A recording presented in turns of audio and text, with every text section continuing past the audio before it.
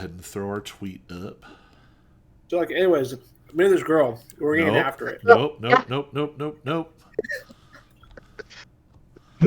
He's kidding. So That didn't we happen. are online now. We are literally online. Nope. So Not as a things joke. are starting to get a little frisky, a little hairy. So we myself. We're are not. back with our Monkathon all monk adventure, the day of 10,000 fists, and we've already had a Discord crash. Solid. Would it be Oh, man. D&D night without some Discord crashes? Hayden's story was so terrible it destroyed Colby. It never. My Wasn't story that never got blood? wings. It never took off the ground. Yeah, I know, So- right? Like an infant bird, he just cracked its neck So like a chiropractor. we are back with Yes. our Monkathon all monk campaign, the day of 10,000 fists. We return to our heroic monks, each playing one of the subclasses which I have written. We have Lilifear, the gravity manipulating falling stars monk, a diminutive flying fairy. We have Ty, who is our time manipulating way of the flowing river, but who has also dabbled quite a bit in the techniques of the demonic way. So we'll see how that continues to unfold.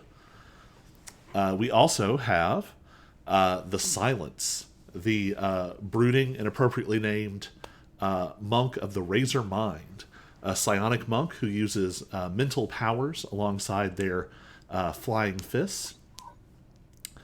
We have Show, the animated training dummy who uses the style of the Way of the Iron Body, a defensive style that punishes foes with explosive bursts of thunder.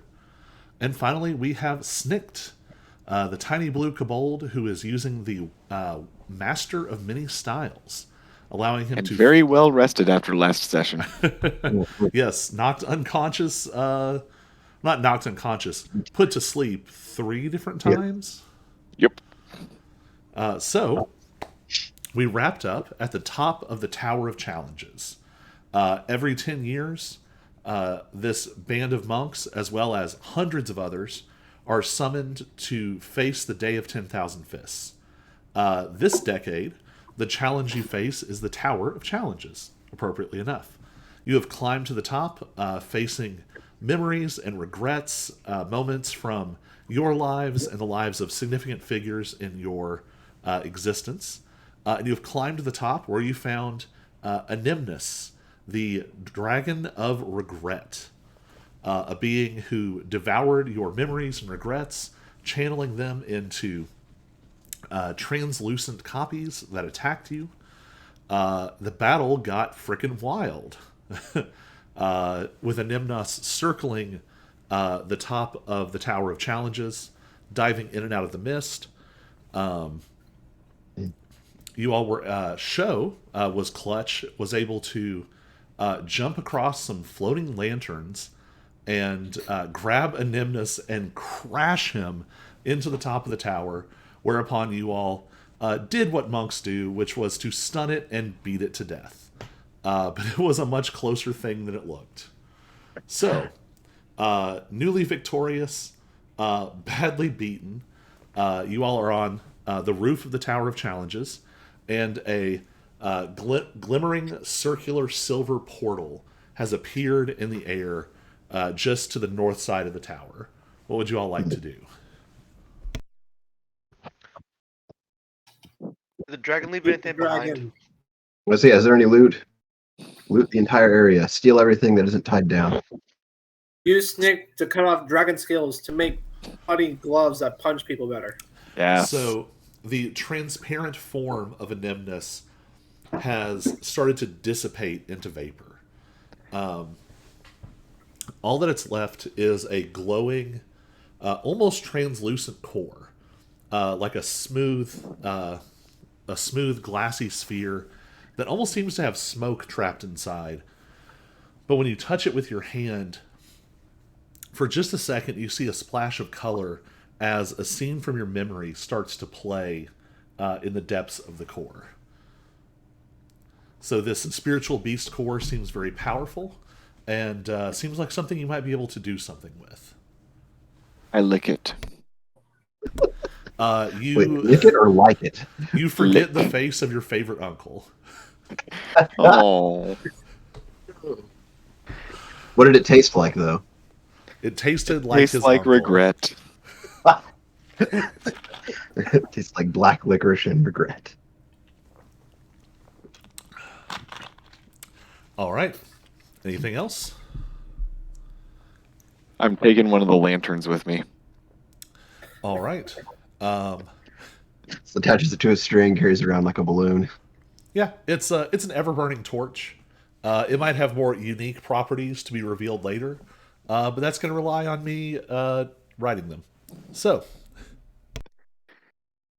are you all ready to step through the portal?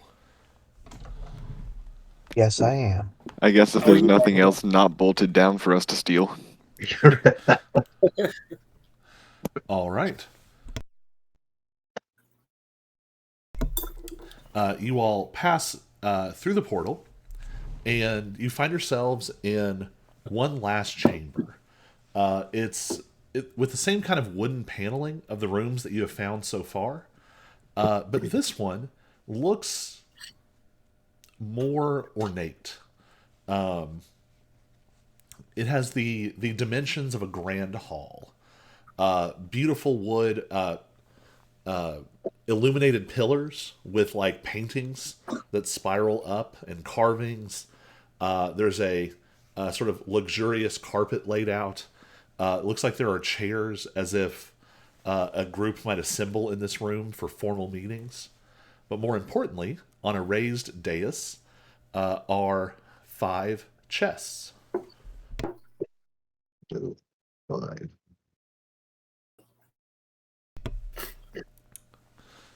What would you all like to do? I call 2 of them. The I chest. was about to say, will I have the count on heads and then take 3 chests. Yeah, I was trying to think. It's like, wait, how many of us are there? There's 5 of us. What a coincidence. So there's a little bit of trial and error, but you eventually discover that each of you can only open one of the chests. So I will try and keep track of who received what. So we'll start on my D&D Beyond list. Show.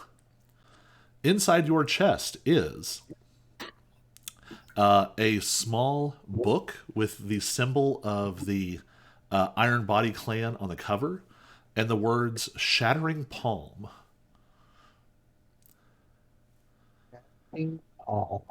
And Did you already put this in our character sheets, or do I yes, need all to? of them are already in there. Cool. You also find a curving saber.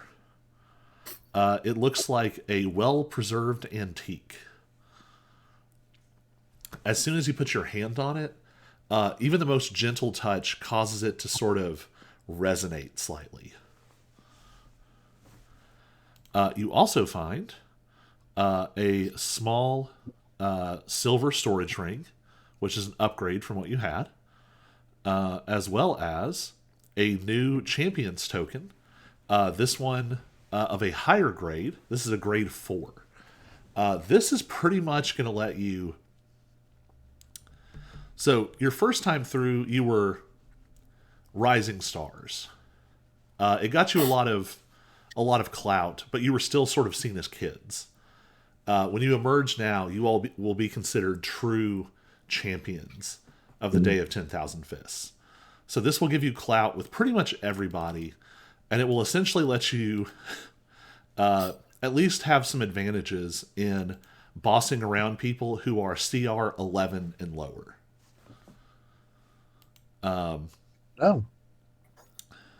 In addition, you found 4 potions of healing, 3 greater potions of healing, a potion of superior healing, 3 grade 1 energy pills, and 2 grade 3 energy pills.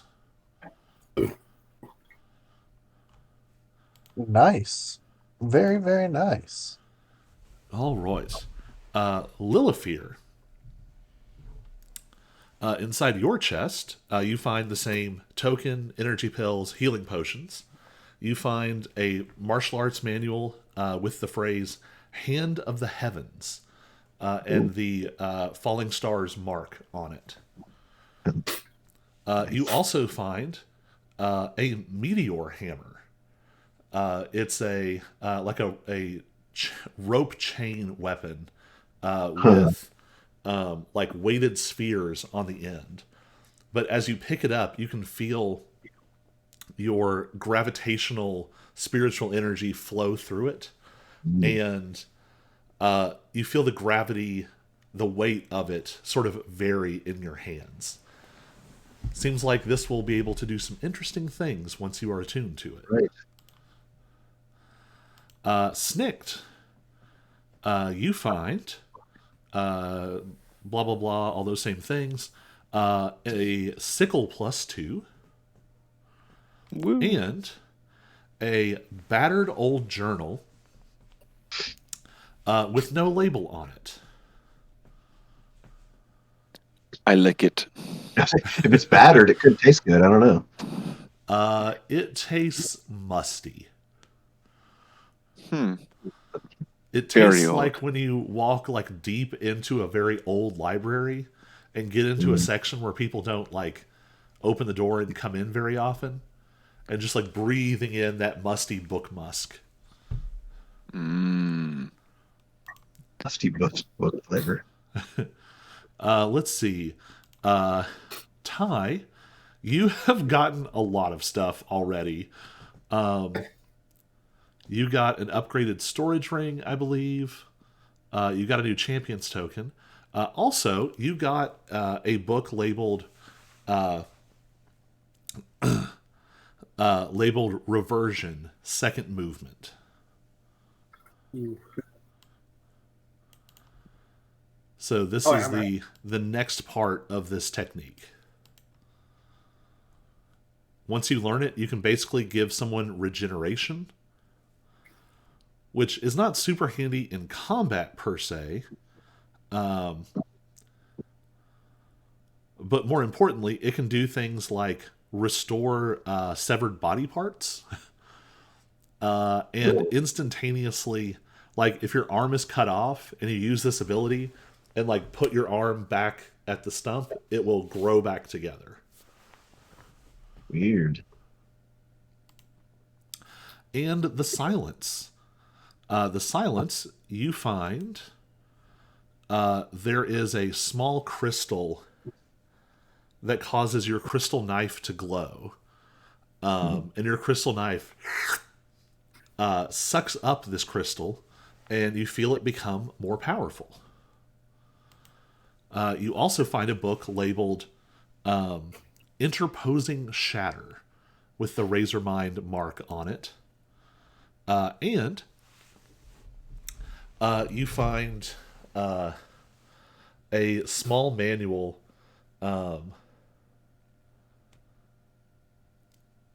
there's a manual sitting over a series of 10 small flags. They're about the size of like the flags you would use to mark like a water line.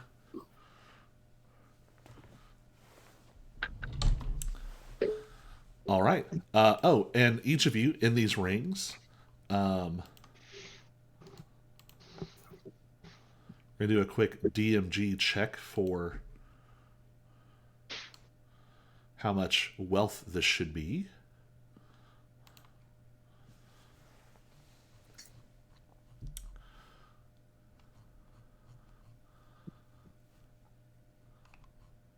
Let's see. We're going to call this... What did you all get last time? Got it written down. Anywhere from 8,000 to 10,000, I'm pretty sure. Yeah, I think so. I think I got 5,000 because that was the last one out. This time, each of you gets 25,000 gold. This is... That can buy so much candy. Yeah, like you all could just spend freely on like everyday luxuries pretty much for the rest of your life with this much money. Get a castle together. You know how much more I can Separately. afford for this demon cult rebellion I'm going on right now? I mean, yeah, 25,000 is a like a mountain stronghold.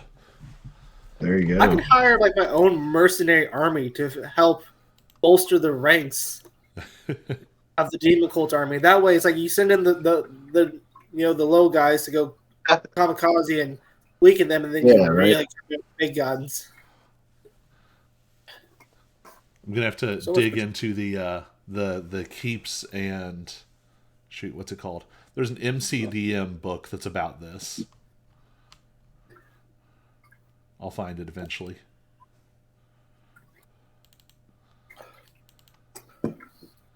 Strongholds and followers. I'll have to dig into it. See just how much you can get with that amount of money. Mm. Yep. All right. So, with all of these resources, once all 5 chests are open, a new portal opens, and your ears pop as the air sort of equalizes, and once again you can hear sort of the crowds outside in the 10-year city.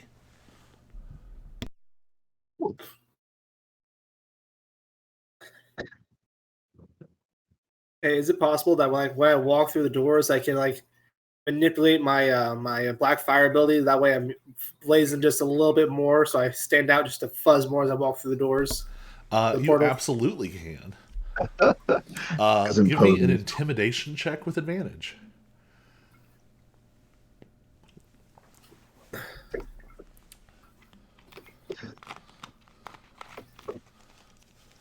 Ooh, that's good. And I should open a D&D Beyond window so I It's a- can see what you got. It's a 16. There you go. Not bad. Well, I have a +0 to intimidation, so Yeah, monks are not I mean, I think in that case I would let you use probably to add your wisdom. Oh yeah, there's a whole series of techniques I meant to give you all, not meant to, but I had written out that I have not given you yet, that are for like pressuring other people. with the wisdom would be a 19 then. Yeah, so as you walk out, you just let the black fire roll off of you. This is a moment. You all are one of the first groups to emerge from this year's Day of 10,000 Fists. Probably owing in no small part to Snicked, especially not particularly having any regrets. That certainly helps. You all bypassed approximately 25 to 30% of the challenges. You're welcome. So you all are actually the first ones out. And the fact that the first person out is in like this black purple fiery demon cult regalia does not go unnoticed. And by now, the stories are spreading of this rogue demon prince who is sort of screaming defiance in the face of the heavenly demon. And so the crowd like goes from like excited muttering and cheering to like absolute silence. And then there's like some confused clapping that starts. I immediately destroyed the mood by waving my hand frantically, going, "Hey, girl, hey!" Yeah, the moment is slightly tempered by the The rest of the group. the excitable blue kobold who jumps out and Excuse me. It's like, oh, there's a real like dog in the presidential parade vibes. right. Yes. It's like, oh, his pet kobold came along too. Yep. All right. Do the rest of you want to exit in any particular way? Nope. Just I'm calm fly out. collective. Yeah, calm, collected, the silence way. So the rest of you emerge a little less dramatically, but it's hard to not cause a little bit of a stir because you all are out well in advance of the other groups. You're clearly a bit battered. You took some hits along the way, but you are alive. You're okay. So all of you are now. Did I say 20 or 25,000? 25. 25. All right. Everybody, make sure you add that to your inventory. Mm, mm, So you all are now quite wealthy. All of your wealth tucked into a ring on your finger. You have all of this new equipment. You have new techniques to learn. What is everyone's priority? Do y'all want to stick together, split up? I mean, you guys can always join me in my quest to kill the Heavenly Demon. Tempting in 5 years. I don't know. Does anybody want someone to tag along so they can learn other people's culture? You can learn demon culture. I mean, I'll let you tag Nope. along. You're on your own. Deadpool. Anyone else besides Demon Cult? So just a reminder of some priorities that you all had previously. Lilifear, some of your peers are missing. Some of them have gotten swept up with the demonic cult. I think after some conversations, you've discovered that at least one of them might be among Ty's forces, as well as the person who basically kidnapped them. Show you, I think, had a lead on the people who had tried to kill the sub abbot. Yep. There was a sort of noble family and a merchant association who were colluding to basically suppress a whole region economically. Yeah. Um, but that also wasn't my job That's true. as much as I ended up liking him. But I do know what show would be interested in now. It was sort of unexpected, but also maybe a little expected. Um, after 10 years of dealing with his regrets and trying to figure out his place in the world and what death means, then being confronted by it and finding pieces of a tree that sort of are like me. Um, I want to figure out where this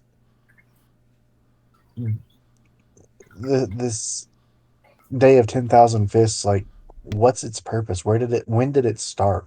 Like, I want to investigate where do we go when we go into it? So for the next however long, Show wants to learn as much about the competition as he can. All right. What is on the Silence's agenda? So the Silence has a nice agenda. So I plan on going to the Great Library Mm-hmm. and reading about alchemy and how to make healing potions, and then also how to maintain and keep plants alive so I could harvest them later. So then I could create my own greenhouse in my crystal, and therefore always have a way to make healing potions wherever Ooh, I'm at. that is a cool idea. All right. So probably Then I then, could take Show with me and yeah. to the Great Library and show him how to help him get in there to learn about his tree. Yeah, that's not a bad idea. Go and learn about this alternate dimension we go into, or whatever it is. I don't know what it is. Excuse me. Yeah, so sounds like the two of you are off to High Crown in the Imperial Library at the Imperial Academy. Also, whenever I'm alone with the silence, I'm 100% going to forget that he doesn't talk. And I'm going to ask him question after question. I definitely think that the sound will just cheerily talk to you the whole time. You will Like, have the sound. Fantastic. yeah, like the sound just never runs out of things to say. They're not always like meaningful or important, Right. but just the sound will never stop talking if there is It someone to won't be talk to. long. It won't be long before I look at the silence and just go, I get it. Remember, I can still hear the sound as well. Yes. So what is Snicked planning on? Well, I will be honest, I rolled a d4 with the intention being that I was going to randomly pick a person to follow whether they liked it or not. And then 2 of the 4 party members said they're going to the library and no thank you. He already licked a book and it was musty. What did the D4 say? Actually, the d4 said tie. Looks like you're going with Ty. I kind of like the idea of like Snicked as your Chaos Goblin Jiminy Cricket. Always Anti-Jim. let your kobold be your guide. Yes. All right. Then I guess the last point of uncertainty is, so for Lilifear, how would you like to go sort of look up your missing group members? Because Right. you left Snot with a group of nascent giant practitioners. Yeah. So there's still 3 unaccounted for. I guess I could check in on Snot and see how he's doing. I'm guessing he's doing okay. But I don't even know where I left off in the search for the others. I mean, I know the red-haired one was with I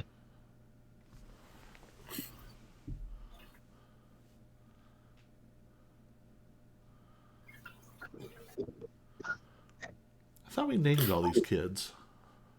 not out loud, I don't think. Maybe you Oh. did. I guess Snot was the only one we named.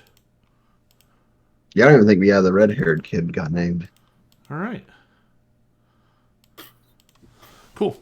So you want to check on Snot? Do you want to try and go find? Let's go ahead and name our Fire Genasi kid that we know is with Violet Demon 38. Yes. Oh, here's a fun idea. May or may not be doing okay. Oh, come on.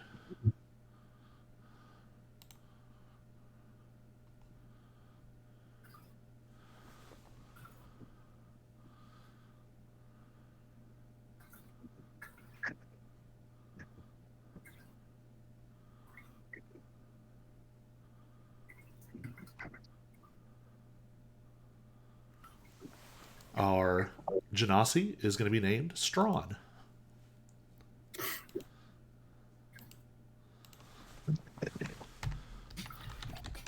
Named after strontium, an element that causes fire to burn purple. Right? Ah, Very cool. It also kind of sounds like strong. Yep. All right. the other. So, in that case, let's roll. Everybody roll a d20, and whoever's highest will go first. D20. Nat 4, baby. Oh yeah, I'll beat you. Wow. Oh, 19. Oof. 3, 4, 19, 17, 19. All right. So, So we'll roll off with. yeah, let's go ahead and have a roll off Ty and Lilifear. Okay. So another D20. Yep. Ah, 2. All right, Lilifear, you are up first. Okay then. So, so you know where you left Snot. Yes. I think we'll actually say it's actually not been that long since you left Snot in the grand scheme of things. I was thinking, so I remember admittedly, yeah, it's kind of like, I don't know how long we spent in the tournament, actually. I think that you probably dropped him off because you went and did research towards the end because you were Yeah. looking into Yeah, the there's demon other cult. stuff in there. So I think maybe it's been 3-ish years, but I think also you've probably been getting letters. Yeah, true. Um, We have other ways of communicating. the so there's all kinds of different sort of couriers and messenger magical messenger mechanics in this world, as well as just straightforward a person bringing a letter. But you discover that they the nascent giant masters that you leave Snot with end up teaching him. Grab their names real quick. Master Emir and Kira have taught Snot some kind of like speaking through flames ability. And so instead of just letters, you occasionally have just been like sitting near like a fire or a torch or something, and like a little fiery critter has crawled out of it, and like lizards or frogs or rodents, and like skittered out down to the floor. Doesn't like scorch anything, leaves little sooty footprints, and like skitters up onto your shoulder, and then speaks in Snot's voice. Snot does very well. That's good. Fire obviously comes much more easily than the other elements. But Snot is excited to. It feels like something he's finally good at. He was always kind of a brat and a bully, in part because that was all he felt like he was good at, was just being sort of a big, strong whatever. But this feels like something he actually has a gift for. And so he's arrived at a pretty decent level of mastery of the basics in just a few years. I'll say that you get kind of an update. This might take place somewhere in like the next couple of years. You find out that Master Emir has been sort of retreating, sort of appearing less and less, and Kira has been stepping into the role of master more and more. And eventually, Emir sort of retires to a place of contemplation. Basically, he like has gone to sit on top of a mountain where like a blizzard will rage around him constantly, and he'll just sit there and meditate indefinitely. So Snot is now a formal ancient way apprentice, is being sort of initiated, but it's a good life. But you still have 3 missing compatriots. Right. Have I ever have been able to talk to the Strawn yet? You have not. You have started to hear rumors that a figure like that has been appearing amongst some of the breakaway demon cult forces, and I think Ty actually confirmed that. I think you all had a conversation about We it. had a short conversation about as long as he's taken care of, I figure he can stay with them. I guess he's not like on the bad guy side of things. So the 3 missing ones seem more pressing for now, I guess. So it's kind of like Well, that leaves you with 2 missing ones because there was 4 total. oh, right, So yep, Snot and Strawn are now accounted for. That being yeah. said, Ty, there's no way that you don't know this. Violet Flame Demon 38 is ultimately not to be trusted. Like, I was gonna say, yeah, I'm not like completely happy with the situation, but she is very useful and very practical, and she will follow you as long as it's advantageous. And she's risked a lot to join you, but if so she still has like her free will or whatever. Like, yes, um, because before this she was still not she wasn't weak enough for you to overpower yet. mm, That might change over the next 10 years, but also if she decides that it's more advantageous, she might very well betray you to one of the other demon flame yes, princes. I was kind of Yeah, wondering. look, You, you know how things go. now keep her on a tight leash. That's you. That's why I've expanded to other purple flame leaders. I have, dominated because they're a bit more in my pocket than she is. Well, I'm sure that display of power as you won the came out of the tournament would certainly cause people to think twice about betraying you, at least right now, anyways. Hopefully. So you have 10 years to hunt these guys down. And these other two, I haven't heard anything, I don't think, so I don't even know if I have any clue. So I I'll say mean, other than, this: the group that you were a part of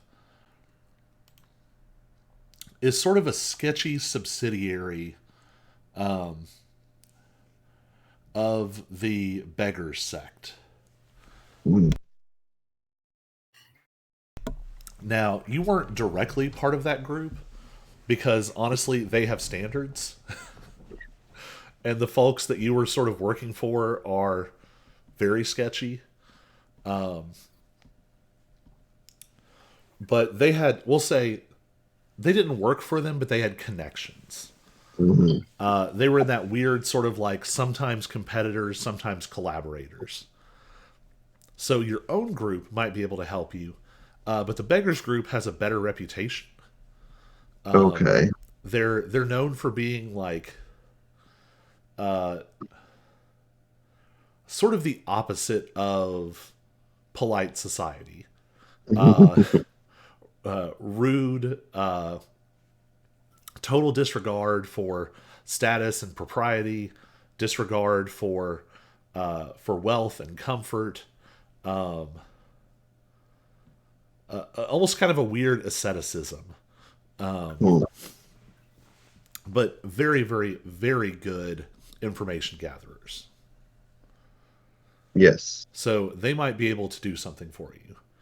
And Yeah. again, you have so you traded in your sort of some of your street cred with your sect, the Falling Star sect, last time Mm, to get yes. snot Sure. with the Ancient Way. But hey, you just won again, You're right. and that's an even bigger chip to play. Yes. Yeah. Yeah. So you got some Yeah. Makes options. sense. Yeah. That's I probably would check in with the beggars group and see if they can find anything. So you spend a while traveling because you don't just need like a low ranking member. Mhm. You need at least like a regional branch manager, someone who is higher in the flow of information and can basically accept a large sweeping request like this. So that is probably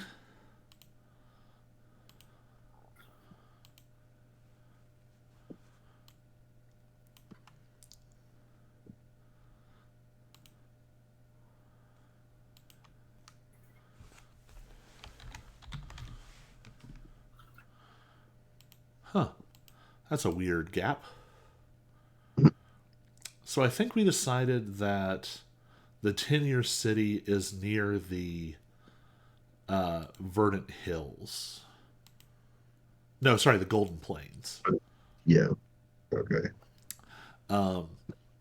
So there is a Golden Plains capital. That's the kind of city that would probably have what you need. Right.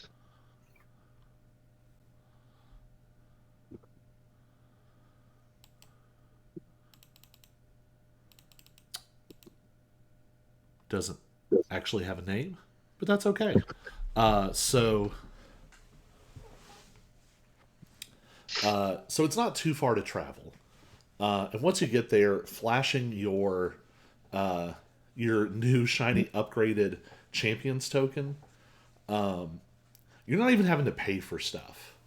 Like people are giving you rides in like carriages, and inns are like bending over backwards to have you stay there. The Beggars Guild isn't quite as swayed, just because Yeah. for I mean one, they're not really big on status to begin with. Yeah. But two, like they interact with some pretty top notch people. Yeah. But it at So, least gets you in the door. So the Beggars Group is able to start doing some research, hunting for these last two kids. Just for fun, let's name them. So we have a fire genasi named Strawn. We have mhm. Snot, the Loxodon. What are the other two? Jessica Um, and Taylor. Return of Haas, the rabbit.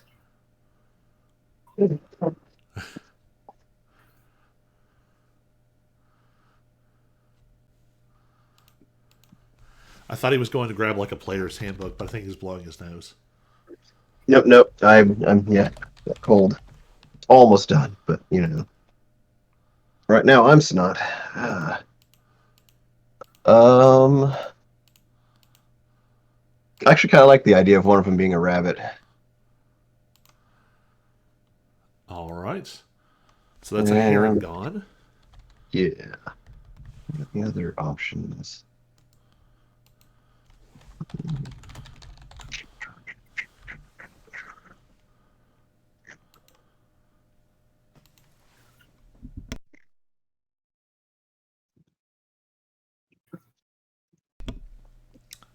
Oops.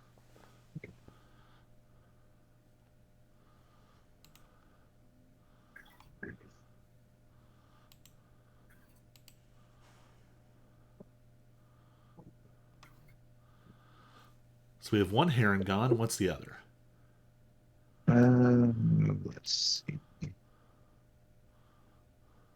Just trying to look up a list of.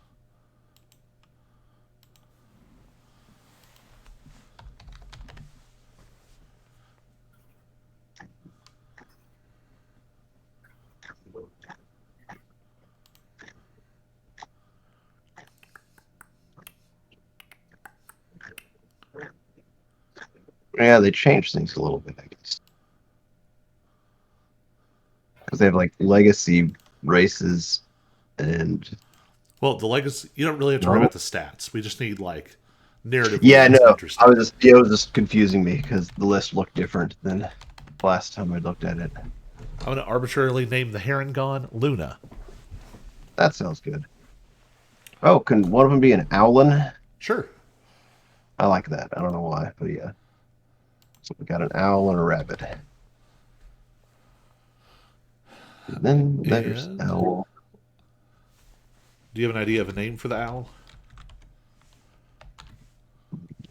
Owl.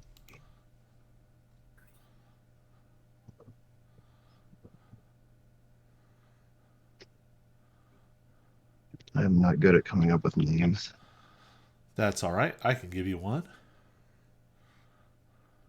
Eh, fat finger. Let's. Athena. We can do Athena. Thought How do we you were feel about agreed on Athena? Hootie. I like Athena. That's a cool name. All right. So Luna and Athena are still missing. Um, the Beggars Guild is able to start looking. It takes a little while, So it probably gives you time to learn your new technique, to get any of your techniques sort of caught up. Is there anything else you'd want to do while you have access to like a big capital city? Um, and I already have a nice weapon now, so I don't have to worry about that, I guess. Mm-hmm. And I got another technique that I'm learning, so. Hmm.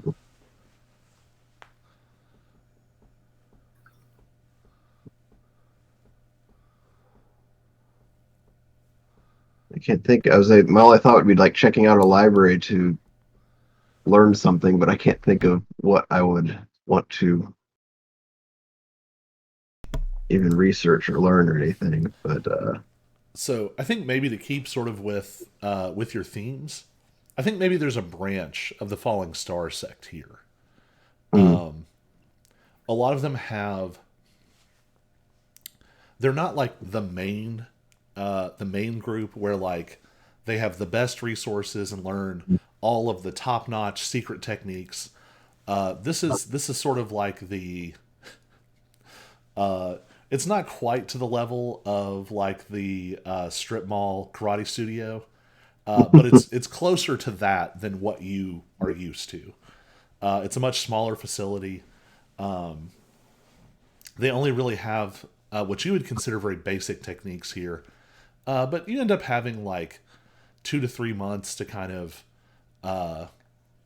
I'll even say longer than that. It might be about 6 months that oh you yeah, can spend kind of like teaching and just sort of helping out. works. The leader of the branch is a little more prestigious. They're a full member of the Falling Star sect, but they're very excited to have you. You are you're now considered firmly established as like a rising star in the sect. If you wanted to be more involved, you could probably start pushing for leadership positions. Hmm. But they are certainly glad to have you there for now. The Beggars Guild sends you updates. The updates are sometimes annoying to get because sometimes they come in the form of like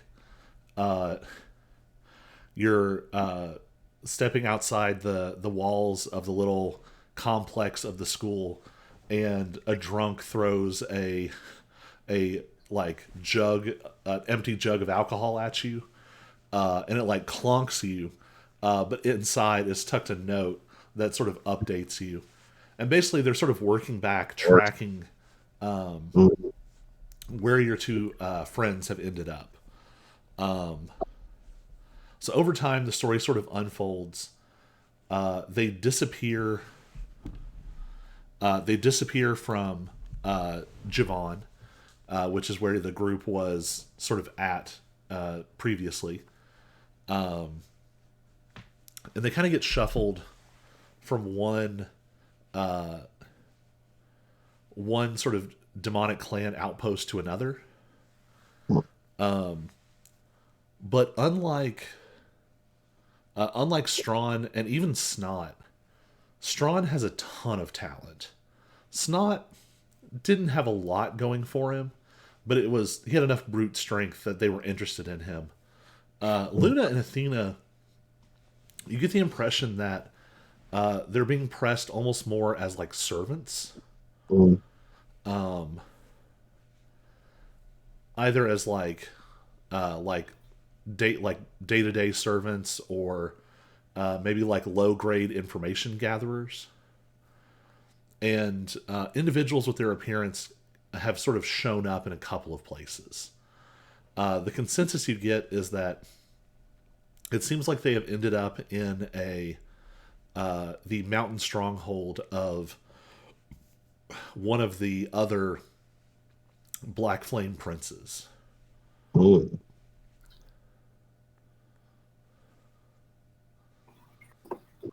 Okay then. Um,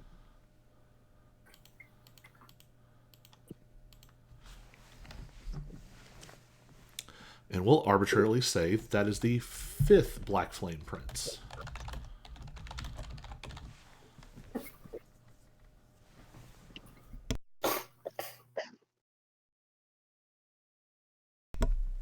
because number 7 was the youngest, and you killed him. So, knowing that, what would you do next? I guess if I had an easy way of contacting Ty, I'd ask him if he had anything going on with this place, or like if he was planning any attacks or anything. So, you're sort of wealthy and influential enough that it's a negligible amount of resources to secure a message inscription. Basically, a scroll that you can write, and it folds itself up into like an origami bird. Not like a little one though, like an origami like hawk, and flies off. Harry Potter thing. So we'll put a pin in you for a second, and that'll lead us to jump over to Snicked and Ty. So what are you all doing? Well, you see, I was going to finish Show's job for him. Figured, I heard about his story and all that. I figured I'd go over there and I'd help him, help finish his job. So the guy he had to protect? Well, let's just say, what if I came over there? One, messed up some black demon coats in the area, and two, kind of do what I did in the other area and set up a forward operating base there. And if there's bandits, kick the bandits out. If there's monsters, kick the monsters away. If there's people causing troubles, they don't cause trouble. Kick them too. Kick them too. Yeah. Go around and kick people. So I'm going to have you give me 2 rolls here. Give me an intimidation check with advantage. And this is to see how well you control your forces to do exactly what you want.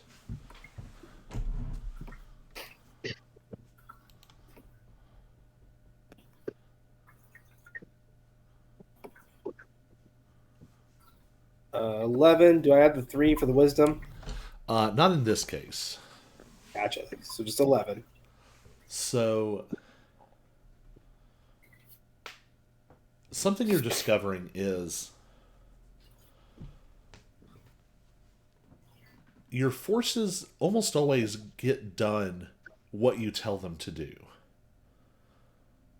But sometimes it's hard to get them to do it in a way that you find acceptable. These are not highly trained forces with lots of, sort of mental discipline and sort of good communication skills and self-control. These are cultists.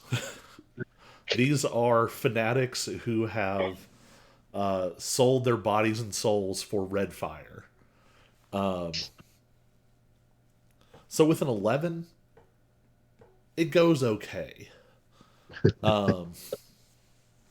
So you were roughly able to sort of work back from what Show told you, and you target the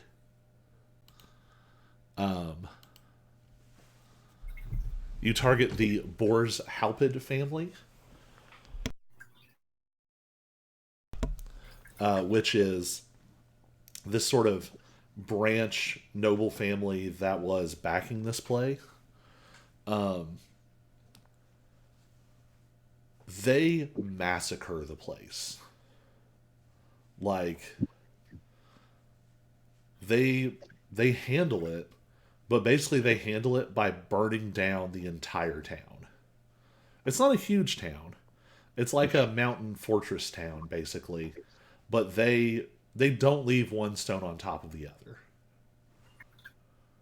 That's the way to handle it, I guess. Now give me an intelligence check with advantage. This is to see how well you implement. Were you saying Snicked? I was saying mission accomplished. Yeah. And Snicked, if you want to jump in on parts of this, go ahead. Snicked is okay with how this is going. Job got done, therefore. This is pretty my image. if I have my goons wipe out a whole town because there's probably some innocent people in there. All right, this is hurting my image. Yeah, I think maybe this is the first moment where you're realizing like this is a really hard job that you have picked for yourself.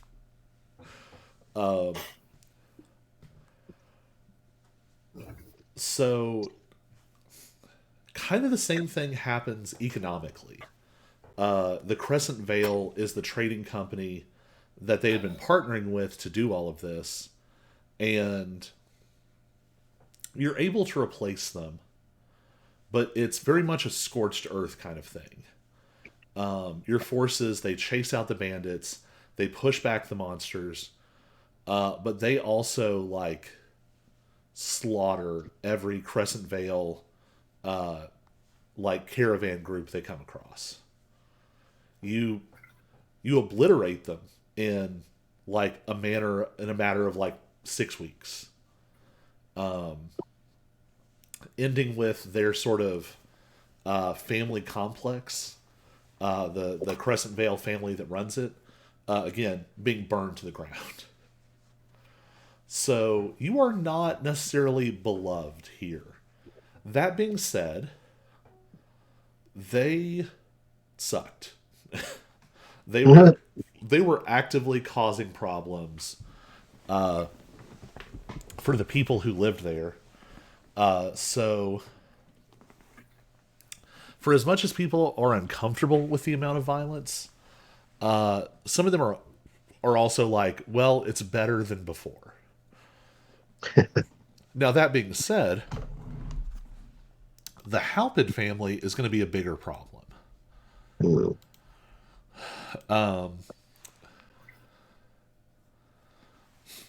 So the main Halpid family, the main branch, they're actually like pretty decent people. They have sort of a strong military connection with a lot of service in the Imperial Army. And basically they hold down a series of mountains that is one of the major borders of the realm. They're put in a weird place because on the one hand, this sort of branch family was ruining their reputation, and they kind of knew it. They couldn't quite prove it to the extent they needed to go and like pretty much kill all their cousins. But they knew it was happening. So some of them are like, yeah, that needed doing. But it is also a very public challenge against the power of this family and the power of this region. Are you going to try and do anything about that? We are.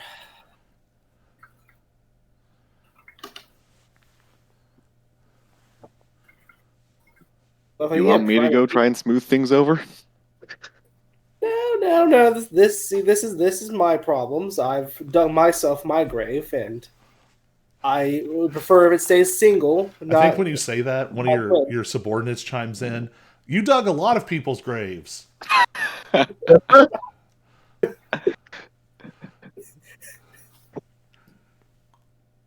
throw that guy a piece of candy. He just like snatches it out of the air. This guy is like deep into the red flame and is like sort of like a happy wolfhound. Like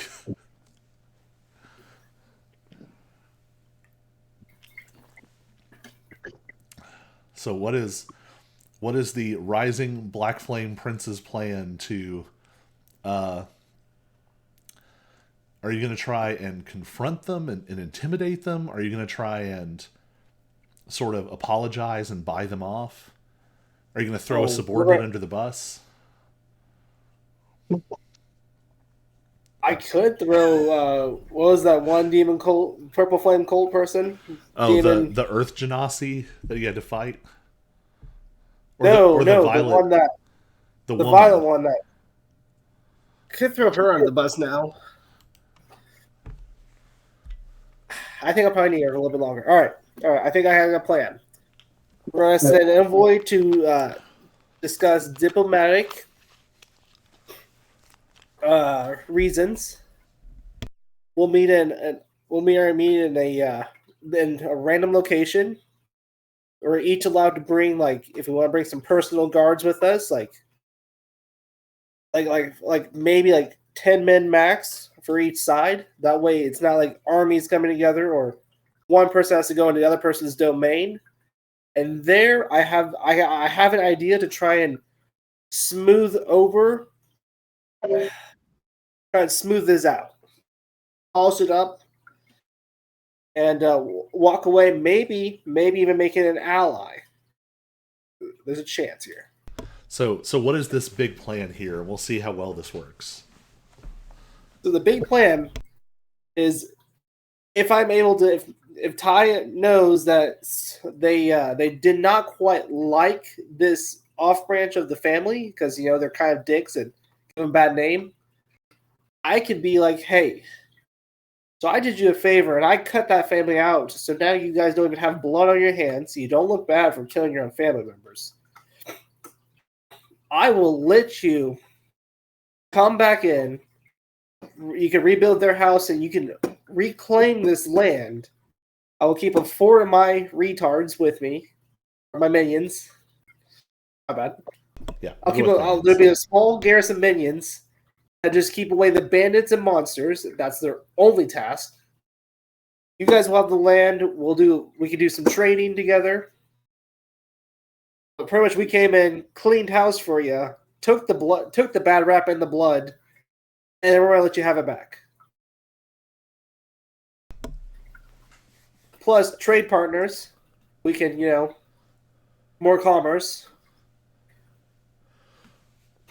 So I think if you throw some like financial compensation at it, like on top of this, you'll sell them on it. Snacks? I offer snacks. Yes, lots of snacks.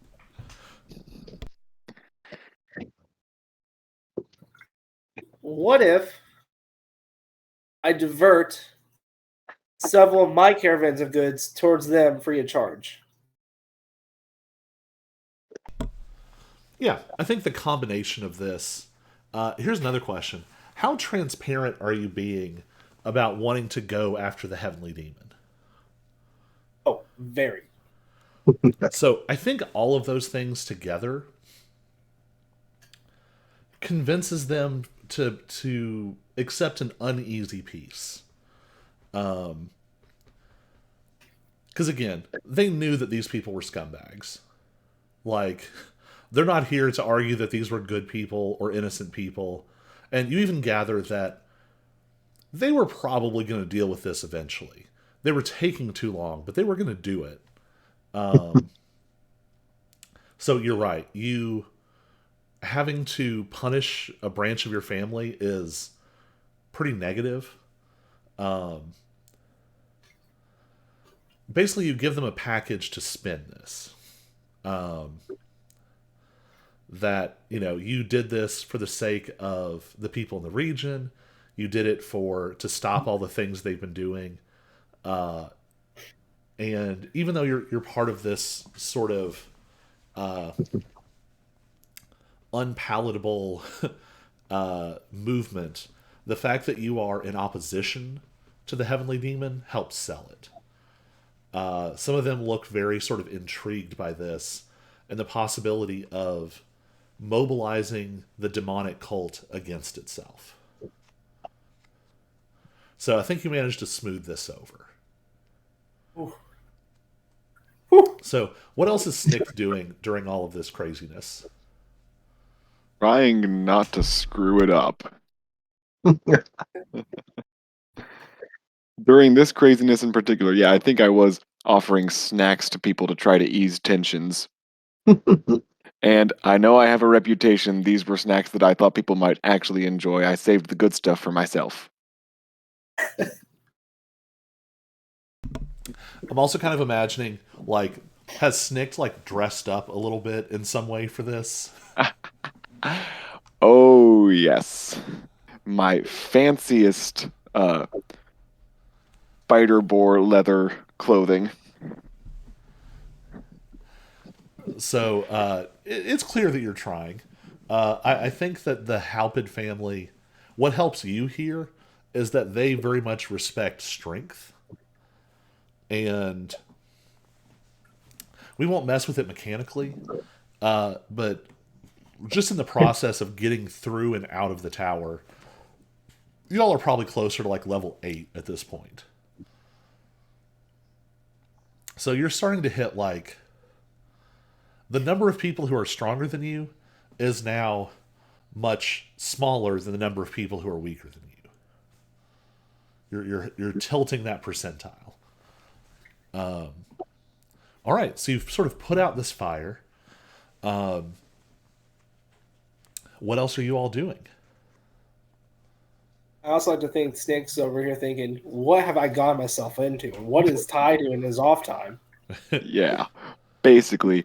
I am also while I'm following Ty, I'm covertly or not covertly observing various fighters and trying to see if any of their fighting styles, you know, jive with me. Since I still don't know where my fighting styles are coming from, really. So I think you discover that you've started to tip over into this place where, just from watching the way someone walks, the way someone holds themselves, you're starting to learn things. You just get all these little insights. It's not as clinical as like a heads up display, but it's almost like you're ticking off like a little bit of experience every person you see. Excellent. All right, what's next for the demon cult? Here's what's next. We are. I'm thinking we're pretty strong. We're beefing up. We're going after number 6. All right.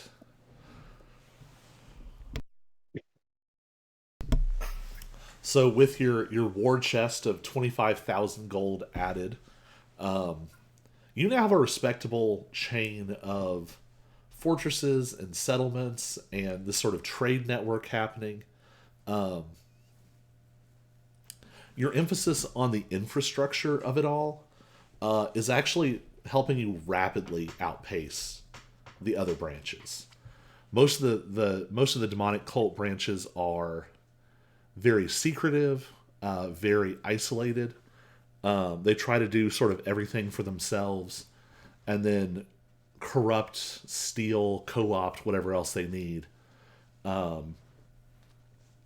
But your troops are losing a little bit of their zealotry. They're not as obsessive as most demonic cult members, but the trade-off is they can actually do things like run a trade network, manage the flow of goods. So this means you all have a lot more resources. Your forces are well fed. They travel well. They have good equipment. The sixth prince is a tiefling. And they look like they're carved out of obsidian. Almost everything about them is this sort of shiny black. When the black flames come off of them, it's almost invisible. Unlike some of the others, their lair is not up in a mountain. It is actually hidden in a deep forest. How do you go about attacking them?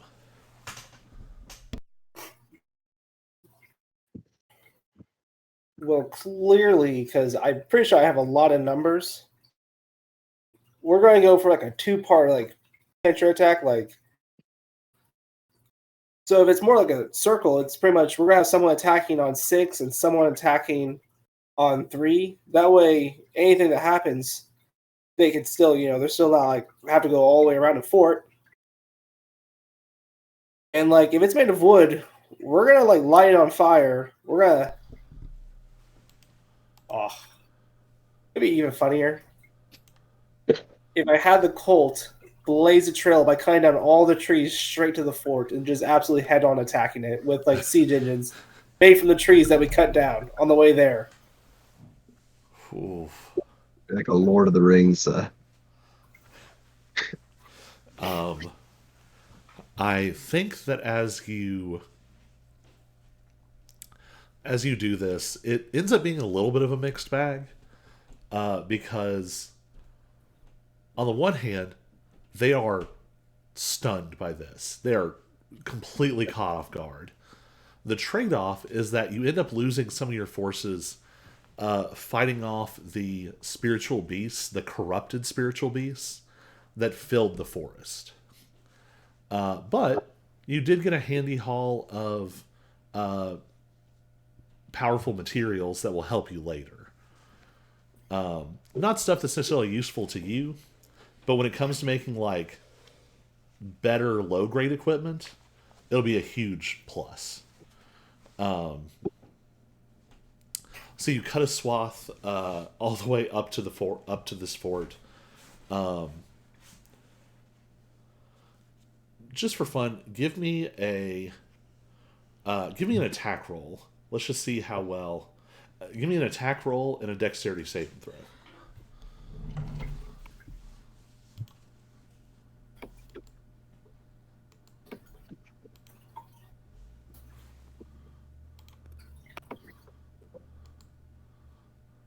Whoops. Oh, baby. 27 and 22. All All right. So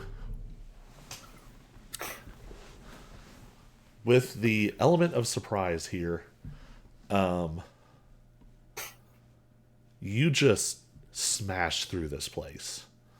This is the weakest of the seven black, or the weakest living of the seven black flame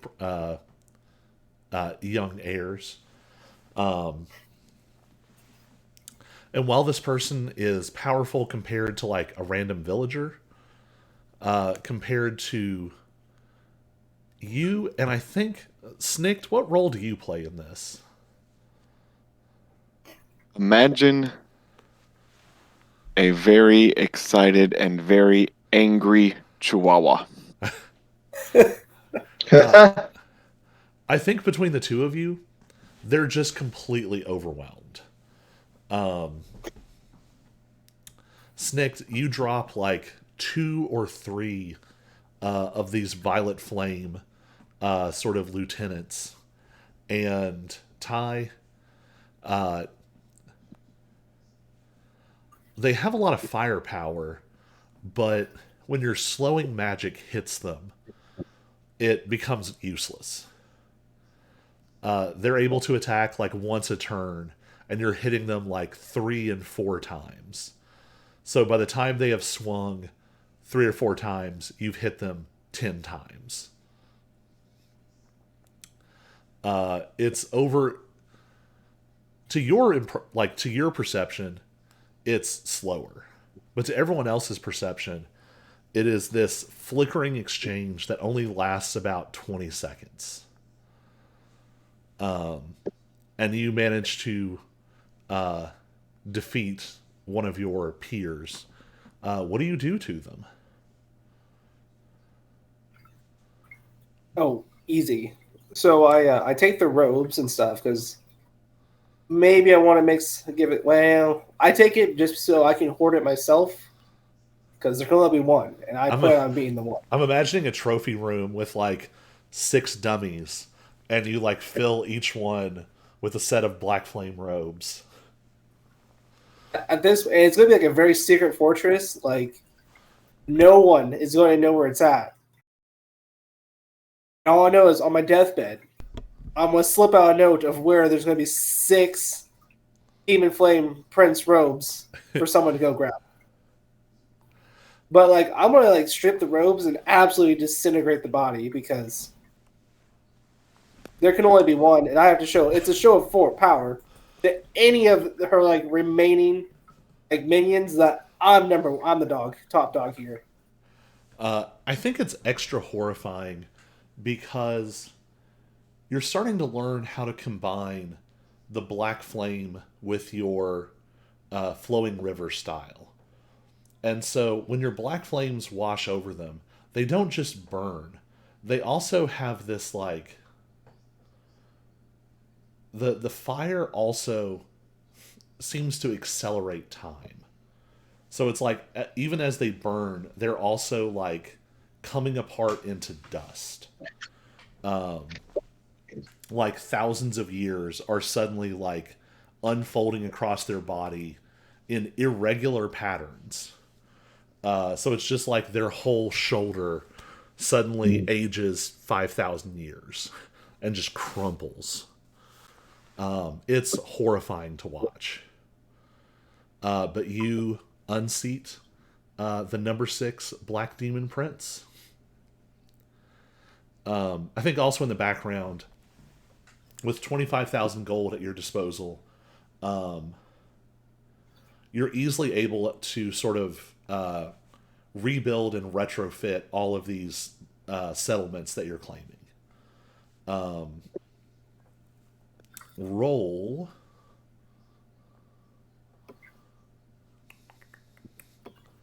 Roll 4d4 for me.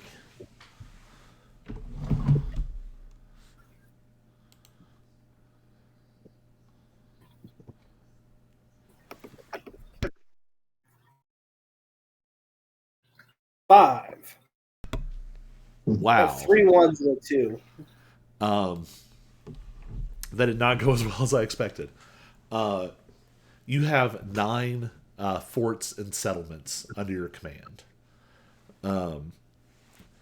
which it's kind of like an irregular slice, but you're basically carving out your own small region at this point. It's not necessarily contiguous, because sometimes you've gone off to like go after a specific person. But if we were to like be looking at a mini map, this area that you cover is growing.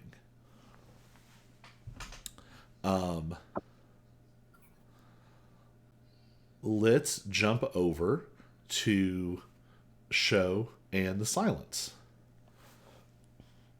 So you all are traveling from the Golden Plains to High Crown. It's one of the like easiest roads. Lots of people traveling it, very well maintained. And we've established that Show and the Sound are chattering for a while.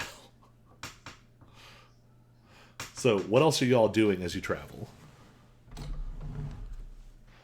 Well, I'm looking for plants to make healing potions out of, and reading the new books I've gathered on our on the trip we just went on.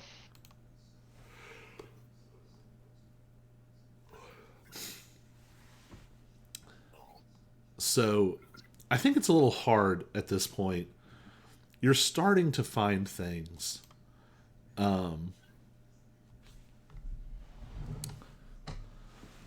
Give me an intelligence check. And we'll just kind of see how well you know what you're doing. Well, I don't expect to be very well at the current moment.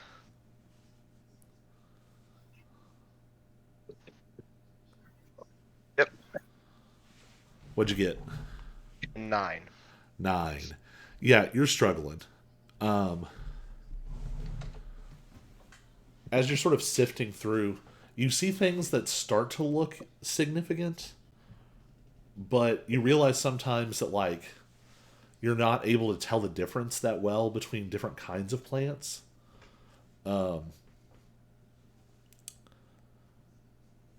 You have some sort of academic knowledge, but it's just not quite enough yet. So as you're doing this, Show, what are you doing?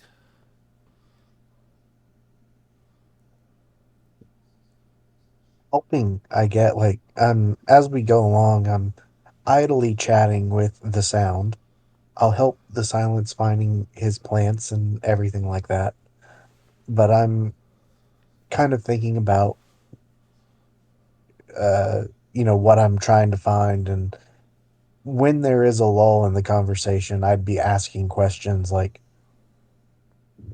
why do you think, why do you guys think that this thing happens every 10 years? Where do you think we go? Is there a purpose to it?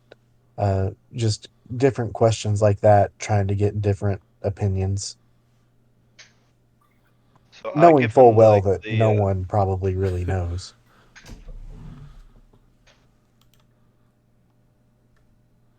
through the sound. I would give the best opinion I could possibly could with all the knowledge in the books I've read.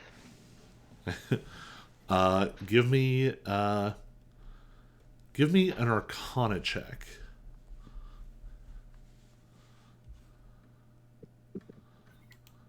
How's a 21? So you actually have some pretty good ideas about this. I think in part because there is some extra dimensional history in the Razormind sect. The way you have sort of put together from the archives is that the Razormind sect started when that crystalline figure sort of fell from somewhere else. And the earliest Razormind folks talked about like out beyond the stars. But as sort of the academic study grew, they started to sort of question like what does that mean? And what they eventually decided is that there must be planes beyond this one. And there are planes that people are more aware of. Like the elemental planes have clear effect, the celestial and the abyssal planes. So your sort of working theory is that the Day of 10,000 Fists is some kind of extra dimensional nexus. It is a point where other worlds suddenly connect to this one for some reason. Now, beyond that, you don't necessarily know why or how or why it summons people, but at least what it is, you kind of have an idea.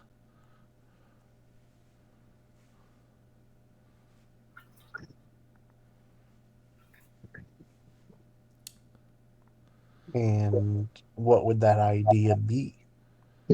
Well, that's what I'm saying. That it's this extra dimensional, like the place that you all go. Oh, gotcha. I thought you were going to continue. Like, No, you kind sorry. of have an idea that it is something, something. No, the consensus that you sort of have come up with is that um,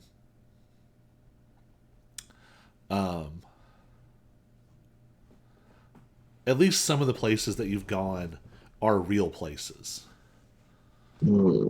and some of the things that have been pulled in are from other dimensions, other worlds. Um, Is it's there not just any? like all an illusion being put together. Gotcha. Is there any indication, like written, and maybe this would be better off for the library, of when these started or what may have caused them to start? Yeah, that'll definitely be library content. To the moon. All right. Gathering along the way is kind of a mixed bag, but your conversations are surprisingly fruitful. Um, so you arrive in the imperial capital. Um, you all are pretty much welcomed as heroes. Especially like you all are members of reputable sects. You had a big exit at the 10-year city. The Razormind sect is very sort of well beloved. So you all get access to information you want. So I'm going to have both of you make I'll let you decide any intelligence based skill.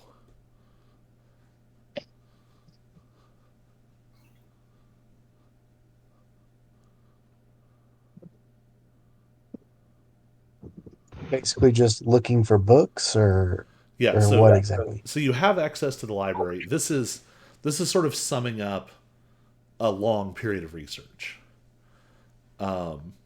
Gotcha. So if you do well, you find good resources, it makes sense. You might come into contact with experts.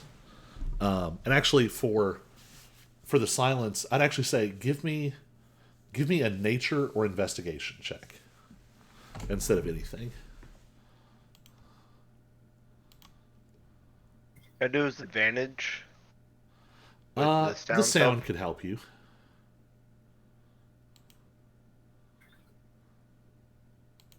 Oh my gosh. Oof, 7 and a 2 on the die. Huh. So even I with a rolled a plus 1 and a six, 2. it's a little bit of a struggle. Here's what I'll say: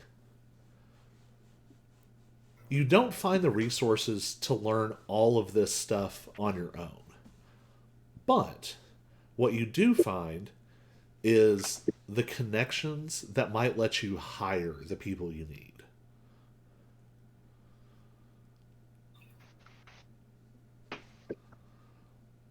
I'll also let you know as you travel, what you discover is the book and the flags that you found in your treasure chest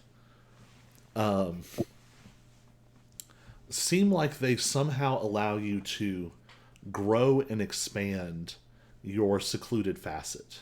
Your emotive facet. It lets you scale it up a couple of ranks actually. So this would be sort of like researching during part of the day and then working on this part of the day. You're able to really expand it. You have like a small estate inside your emotive facet now. With the amount of money you have, you can probably hire people to do some of this for you. It's very tempting.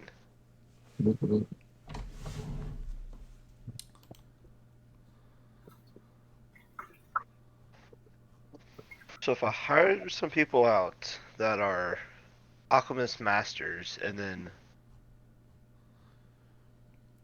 trained in pretty much like a greenhouse situation, I could get several different types of potions and I could be able to sell those around places and make money and pay for them back. Yeah, you could basically establish. You could basically be the patron for a branch of like the alchemist guild. And as long as you are somewhat accommodating to their requests, a lot of folks would be super happy with this because it's guaranteed employment, it's relative safety because at this point you're probably in the top 90ish percent of fighters in the world. I mean, or of people in the world in terms of fighting, because the vast majority of people have nothing. There's a ton of apprentices, but people who make it up to your level are actually pretty rare. And you're also able to like access information and resources and places that a lot of alchemists might struggle to get to.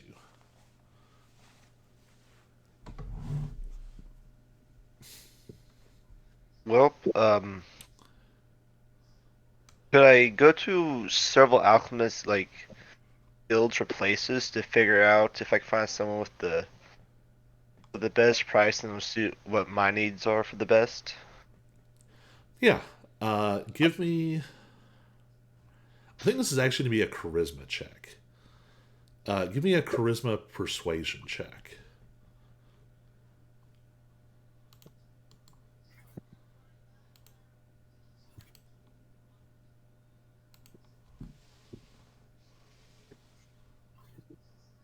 Gosh. Uh oh. Are the low rolls continuing? Yes, that was a 9. Oh no. So you're not able to find like any of the like well established super reputable groups that are immediately willing to jump on board. You do find some sketchy groups that are happy to take you up on it, but you realize pretty quickly that they are not. Oh, actually, hold on. You have your champion's token. Roll that again. You have advantage on this. I'll roll it again. Uh, Ouch. that's not one. That is an 8. Oof. All right. So, We're interested. the call on the field stands. So, what you're able to find instead is sort of a rogue alchemist. One who maybe isn't someone who like doesn't like the politics of the alchemist guild and sort of the maneuvering it takes to be a part of it. But they have the skills and they're training apprentices, and you sort of meet each other's needs because basically you get hooked up through a broker. While you all are in town, you're probably getting invites for like social events. You're getting, you're getting connected with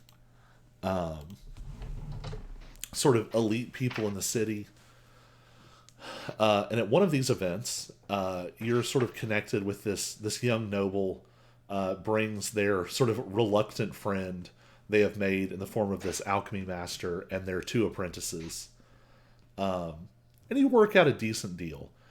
They can make pretty decent potions, and as they train up their apprentices, their labor is basically cheaper, and eventually they will become good enough as well. And the more space you can provide for them, the more they can kind of grow this operation.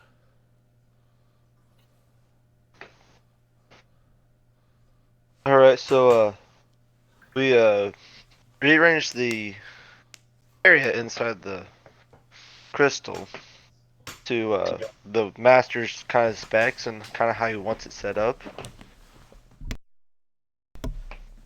Yeah, so the flags that you received, not the ones you scavenged, but the ones you received, essentially, when you bring them in, there's like a tugging as you pull them out of your bag, and they like fly out to all the corners and create like a boundary. And it's almost like they grab the boundaries of the space and then stretch it and pull it. Mechanically, I have to remaster it because it's going to be a combination item.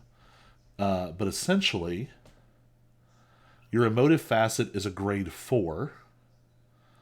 So your emotive facet is now also going to be a grand secluded garden.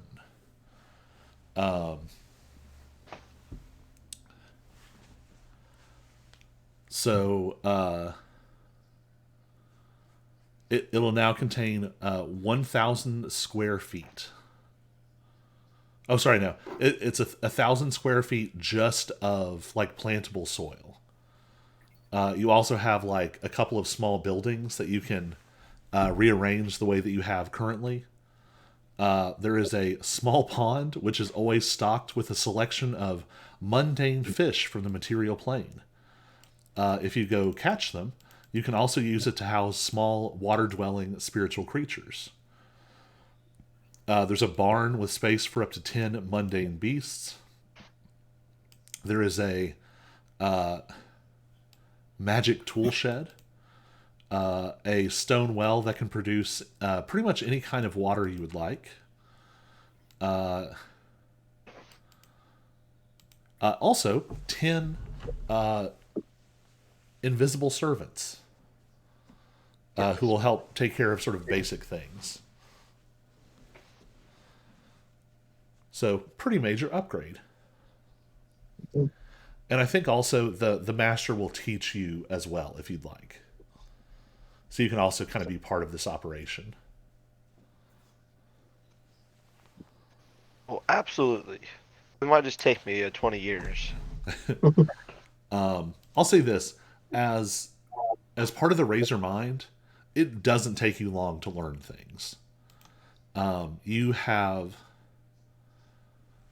where some people put all of that energy into things like controlling gravity and controlling time and turning their body into a living steel. The Razor Mind is pumping a lot of that same energy into their brains. And so between you and the sound, you pick this up scary fast. The lesser of the two apprentices, you outpace almost immediately. And you outpace the other one pretty quick after that. So I'm going to add herbalism and alchemy kit proficiency.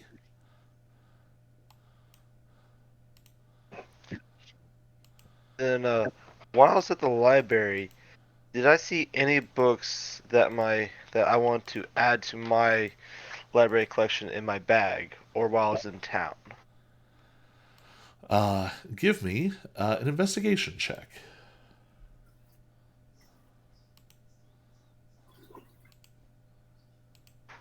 Please be good. Nope, it was not. I'm gonna quit Man, your rolling for the night. dice are ice cold. It's an 8. Just I rolled a 2. oof. Oh man, really struggling. Um, things you might find. How to read a book. Uh, Bar books. I don't know when you would get to use this. You find a manual called Forensic Comprehension. It's a technique that when you have it in use, it lets you examine wounds or environmental damage from the location of a recent battle, and you can learn the styles of the people who fought there. Oh, And I will make the item for that. That's something I'll try to teach to Snick.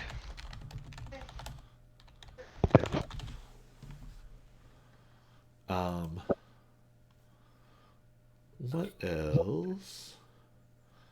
Razor Mind techniques. What all Razor Mind techniques do you have? So you have Strength of Mind, Barbed Mind.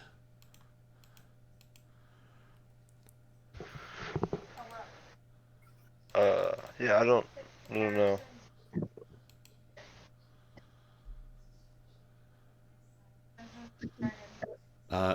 You actually have all of the Razor Mind techniques that I have written up to this point. Yeah, I think Forensic Comprehension is all you find for now. But you are able to learn the new manual that you found. Actually, you have two manuals to learn. And they're really good, actually. And we'll work out what potion recipes you have.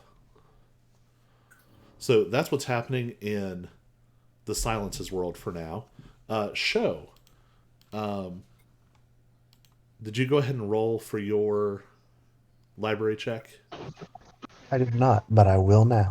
All right. I'll let you choose your best of really almost anything. Anything intelligence related. Just did history. Could I help him if he does bad? Because I have a lot of knowledge of the Great Library. Yeah, I think between you and You and the sound and just the library itself, you can roll with advantage. Oh, did my did my roll not go through before? It did not. Okay, I definitely clicked it. Let's try again.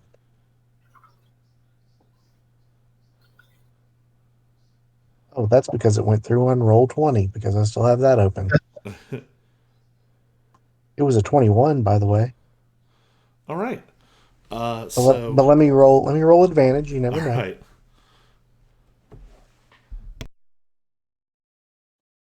And that worked perfectly because I crit.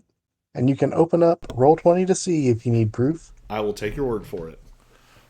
So, it does still take a while. Um, is there anything else Show is trying to do while he's in town?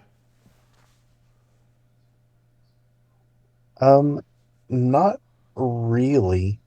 If there's a iron body fort nearby, like an outpost or anything, I would probably visit there to let everyone know, like send messages that I'm here and what I'm doing.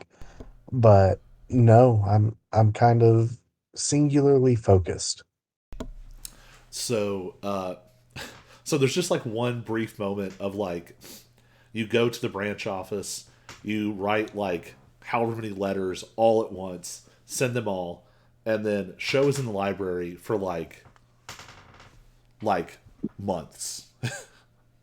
And when I say months, I mean you don't eat or sleep. Yeah. Well, if any of the iron body were to write back, I would probably yeah, but I'm not I'm driven and as you said, I don't need to eat or sleep, so I'm cool with being in the library. I think you scare the crap out of some like library apprentices who like find you just like sitting perfectly still at a desk like during your 4 hour rest cycle. But yeah, you pile through it like a machine. And in that span of time, Show is not like a hyper genius. Show is not like mystically intelligent the way the silence is. But Show is patient and focused. Yeah, and I'm probably not even comprehending most of what I'm reading. I think it's almost just like a sheer brute force. Like, you don't get bored, you don't get hungry, you don't really get tired. And so you just like start at the top of the list of every reference to the Day of 10,000 Fists and just start working your way down. Yeah, that makes sense. So with a crit, you find out a lot. The Day of 10,000 Fists. So the first answer you find is that the Day of 10,000 Fists seems to have been happening pretty much indefinitely. It goes back as far as anyone can tell. However, what you eventually uncover is that not only does that seem to be true, but there are actually a lot of like sort of prehistorical like mythological sort of stories in this world that reference something that sounds an awful lot like the portal that the Day of 10,000 Fists draws people to, except that it was people coming out of it from somewhere else. This whole world might have been populated by things coming out of that portal. You do know that it moves occasionally. It's been in that spot for like 100 years, 200 years, but it tends to pop up all over the realm. You also get the implication that there might be more portals. Hmm. The realm is just one relatively small corner of the world, and you find references to something similar happening in other places. Other stuff you find. Some arcane workers spiritualists, inscriptionists, formation masters, sort of profound sages and scholars. They've done a lot of research on this topic, and someone made it their goal to catalog the creatures and environments and everything that people encountered in the Day of 10,000 Fists, and then track it over the course of centuries. Eventually, the project was abandoned, but what you find is several, probably, say, 50 or 60 sets of all of this data. And someone went through and compared it with stories of other worlds. Really powerful practitioners have occasionally been able to step out of this world and into other places. And what they found is that sometimes there were things that overlapped. They didn't find a ton of them, but they did find a few stories where someone would come back from another world and describe a place or a creature or an item that matched something that someone saw inside the Day of 10,000 Fists. And so there's a strong theory that at least some, if not all, of what's happening in the Day of 10,000 Fists is happening in real places somewhere. What else do you find? Do I find anything that indicates an ongoing purpose, and or do I find anything or any theories on how I could potentially stop Interesting. The because dominant. show really does not like people having to go in and be forced to fight and kill people for what essentially amounts to worldly things. Like it's not somebody being evil. It's it's like a game, and he does not like that. So you find two different things here. The first is that you are in the extreme minority on this topic.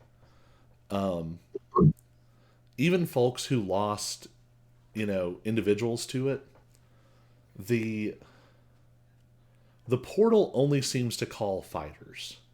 It never just calls like a random dude. And generally the consensus is that the benefits have far outweighed the costs.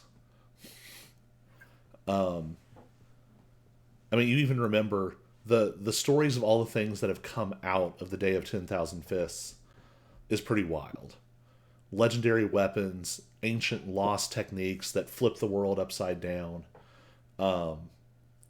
There's one theory that suggests that a lot of current like martial traditions in the world might have actually and magical traditions might have originated from things brought back from the Day of 10,000 Fists. The second part of that you discover is that early on the world was sort of less prepared. There were just not as many powerful masters in the past. The world seems to have progressed over time, and part of that seems to be because of the portal. But early on, there's talk of the portal as something that protects the world.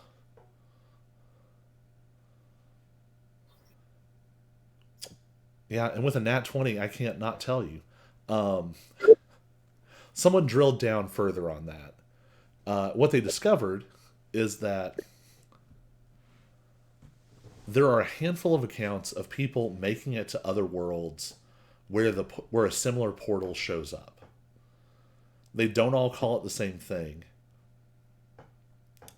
but there's a handful of stories that were, I mean, truly deeply buried. Like, you only discover this because you literally read every single book. And then sort of like red yarn one to the other. There are a handful of stories of people coming back from these other worlds, and some of these worlds lose. The majority of their fighters don't come out of the Day of 10,000 Fists. And those worlds seem to die. Not directly, but it's almost like they suddenly. It seems like things that shouldn't get in suddenly start to get in. Things from other dimensions and other worlds.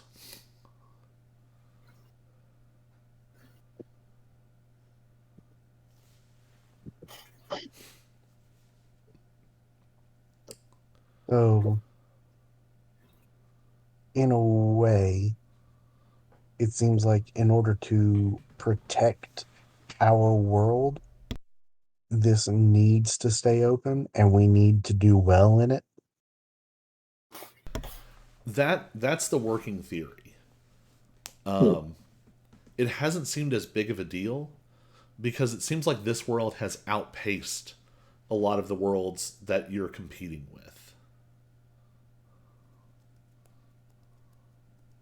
Right. And then one other thing, because if Show is able to put that together, he feels a lot better about going in and fighting not other people. He's cool with fighting things, but or killing things. But anyway, does he find anything about trees of these other worlds? Does he get any sense of what he might have been made of? Because he kind of thinks that he's been made from one of these trees. So, again, with this crazy roll. Mhm. So you've heard some of the stories of this. The wood that you were made from was brought back from one of the Day of 10,000 Fists. Basically, your was it Barthune or was it his master? I'll have to double check my notes. Someone further up the chain from you basically defeated someone who had chopped down at great effort this tree of like living wooden metal. And the tree had already been cut down, and so this Iron Body Master brought it back with them, and it was eventually worked into the training dummy that you became. One thing you do find sort of corroboration for, you are not the same thing that you fought. That was some kind of projection created by Anonymous, by the dragon. It was a caricature of you and your fears and regrets. That being said, you do find records of this world seems to come up several times. A lot of people have given accounts of a huge forest of these almost delicate looking trees, but they are harder than steel, and when the wind blows through, they make this beautiful sort of wind chime effect, but also cut anything near them to ribbons.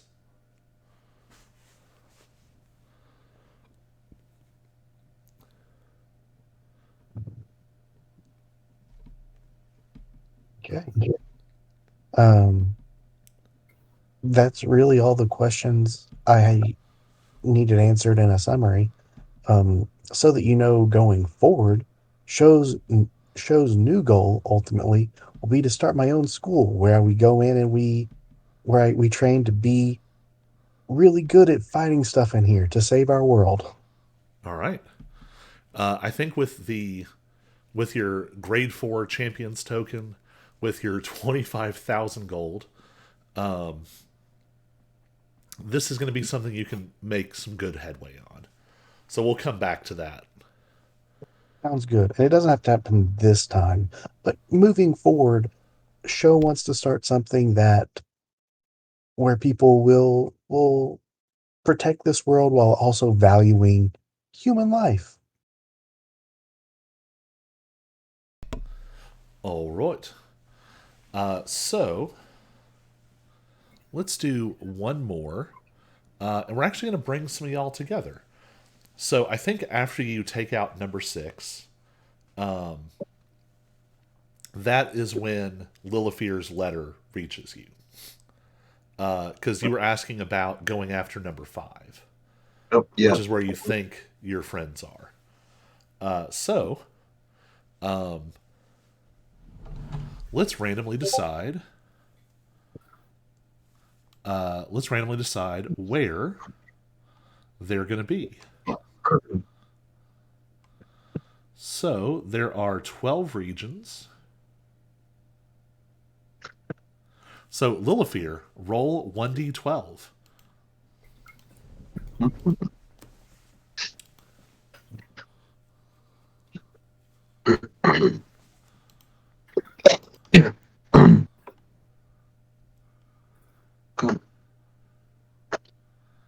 A 7. So we'll count down. 1, 2, 3, 4, 5, 6, 7. Oh, this is perfect.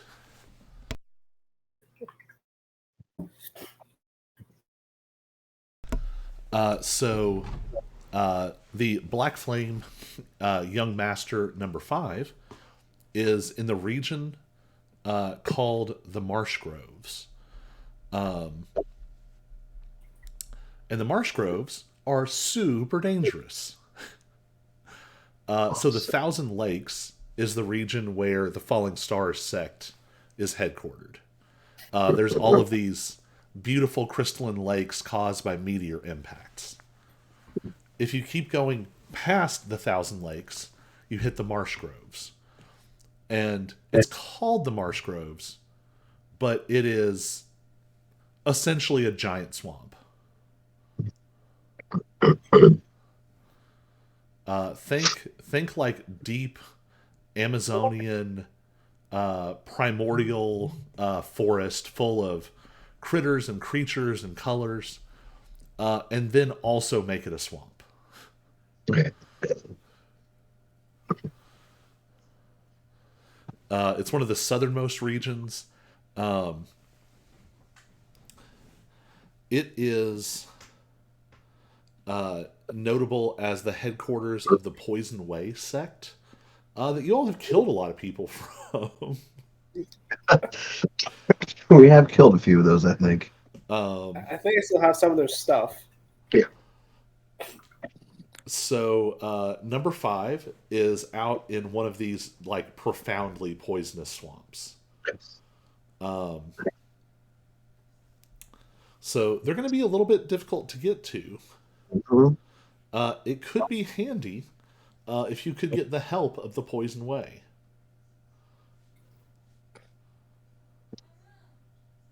Yeah. Oh, that should be very easy. I think. Yeah, no problem, right? You know, I have a way with words. I think I can think of a solution on how to do that. I feel like these are the words of someone who's used to playing a paladin. No. This is not with brute force. This is well, there's going to be brute force, but not for them. Well, it's funny. You just say you have a way with words. Technically, you don't. Mechanically, you don't have a way with words. Well, you see, it's more of a figure of speech. I'm good at talking. But I feel like I should be good with words. I should be. But we'll see. I have a plan. All right. Um, on a side note, I need to open a new document. Who kept the core of the of Anymnus? This Didn't I keep that? That's right, because you licked it. Yeah. That's right.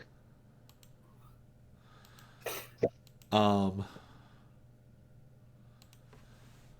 Oh, that core, yes. didn't you get information about like a master artisan? From the core, you said my uncle. Oh no. Oh, this was like Forgot your uncle. several times ago. Or was that show? Somebody got Yeah, information no, about a master artisan. I did, yeah. Um, as a side note, while this is coming together, this might be something that a master artisan could work on.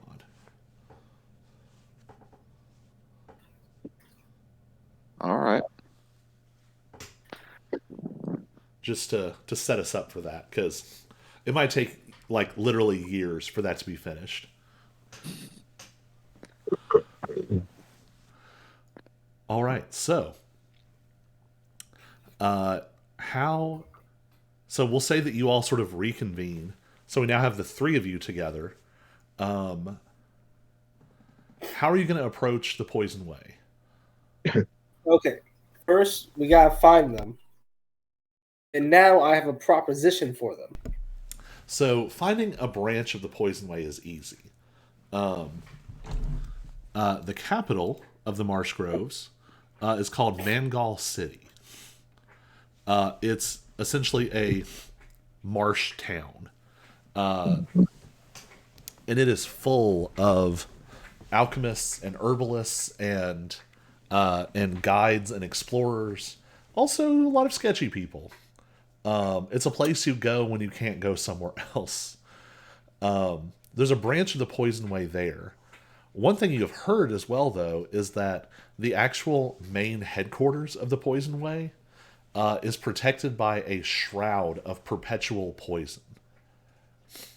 And the poison intensifies the deeper into their estate that you go. Fun. Would they be kind enough to like let you through without being poisoned?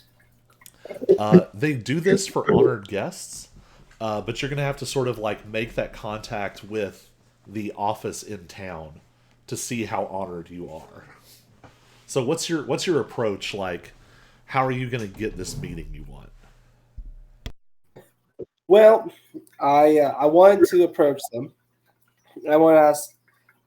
I kind of want to talk to you, some of the heads here, about the demon cult in your area, because I know living near one's kind of a pain in the butt, and I personally want to see them gone. And figured if we have the same goals in mind of getting rid of demon cults, your poison sect will have full control of the swamp. You won't even have to contend or worry about demons, the demon cult members. Are you going to offer to return any of the Poison Way stuff that you all have accumulated over the years? Oh, I don't care for it. I don't use it. Sure, yeah. We What? found these. I'll also throw in some spider boar meat. I'll even throw in that like what was it, that heart, that pig's heart thing, the spider pigs I ripped out of it. I'm gonna throw that in there. All right. Yeah, y'all got some stuff to give. So your arrow of time is technically better than the poison drinker short sword. Are you okay giving that back? Oh, for sure, they can have it. So we'll drop that off. The poison I'll even- spiritual beast core. Yep, give them that.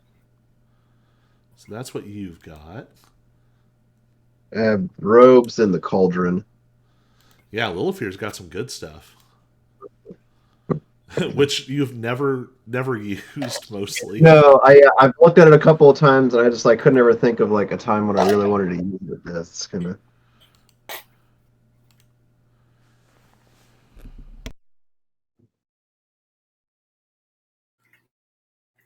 Oh, I forgot one of your items, Lilifear. You also have an insignia of claws. Okay. It's just a +1 to your unarmed strikes. Nice. Does it require attunement?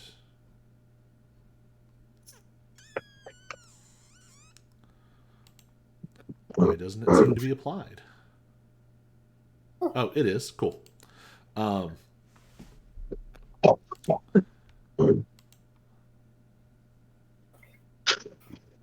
all right. Yeah. So the combination of saying like, "Hey, we'll get rid of these jerks," and returning these items. Um, I mean, technically, you all only killed one Poison Way person yourselves, and I think as long as you don't mention that, you're okay. Right. So you're given a meeting. Uh, when you basically return all of these items, this is a big deal. I mean, these are like, people who disappeared that they've not heard from in 10 or 20 or 30 years. So people are relieved to get these things back. So you're granted entrance, and each of you is given a green sphere to hold. It looks like a processed spiritual beast core, and when you hold it, you feel yourself. There's sort of a tingling, and as you enter the Poison Way main campus, you immediately notice there's like a green mist, and as you walk into it, you're unaffected. Mhm. Nice. The campus is sort of filled with this mist, and you can see that it swirls out from a center point, which is where like the main family and all of the most important structures are. The Poison Way is unique in that they don't technically separate their disciples. They're not like, oh, you're a rank 1, you're a rank 3, you're a whatever. It's like you're welcome to any resource you can get to without dying. Like if you're good enough to get there, you're welcome to it. Whether it's the teachings of a master or a technique manual or a poisonous plant or a place to sleep, whatever you can arrive at is yours if you can survive it. And so like you see guards, but they're not like in the numbers you would expect. Because they know like if you're not where you're supposed to be, you'll just die.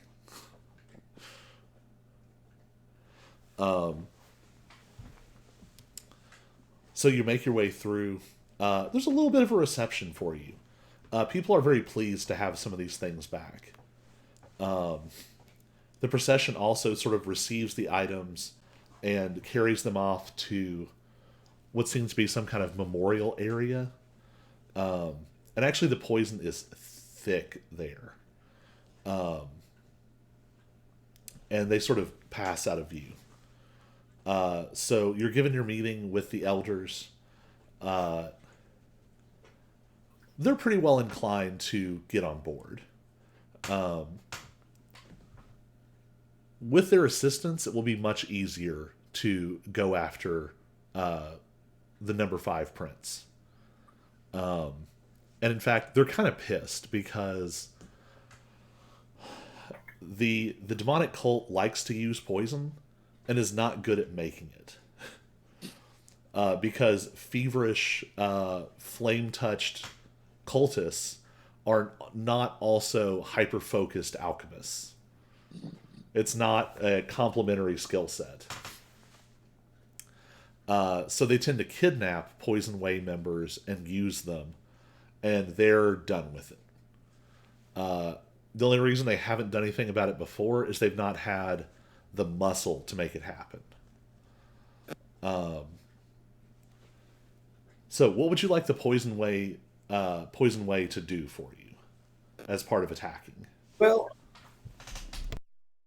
so as part of the attack, I kind of like it if they, made it so I didn't lose half my guys just getting there to like the swamp and poison to be good scouts, because it's either that or I try to go extravagant and I build a road straight to the Demon Cult's headquarters base. But if they can like lead my force through the swamp without them being decimated by the swamp, we're all for that. And really, I'd also, would like to use poison as well, but would prefer to trade with it and be diplomatic. So I think you kind of say all the right things. They're very interested in, someone who wants their resources, wants their help, but is going to go about it the right way. So yeah, they agree on all counts. And you see kinds of poisons you've never seen before. There's one kind of poison they use that it's not even necessarily as much of a direct poison, but it just causes all of the like insects and spiritual beasts and creatures and things. They just give you all a wide berth. You also see what seems to be some kind of incendiary gas. They have masters sort of walking out ahead of you, and they're coordinating groups of disciples, and they're manipulating this like orangish sulfurous looking gas, and they're channeling it into this like cloud that is burning this path, this straight path out ahead of you.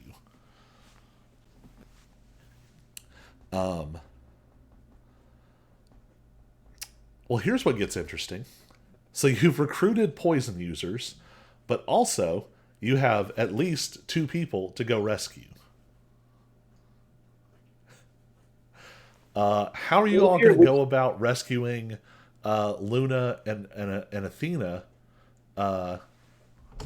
before you poison the crap out of everyone? So we're going to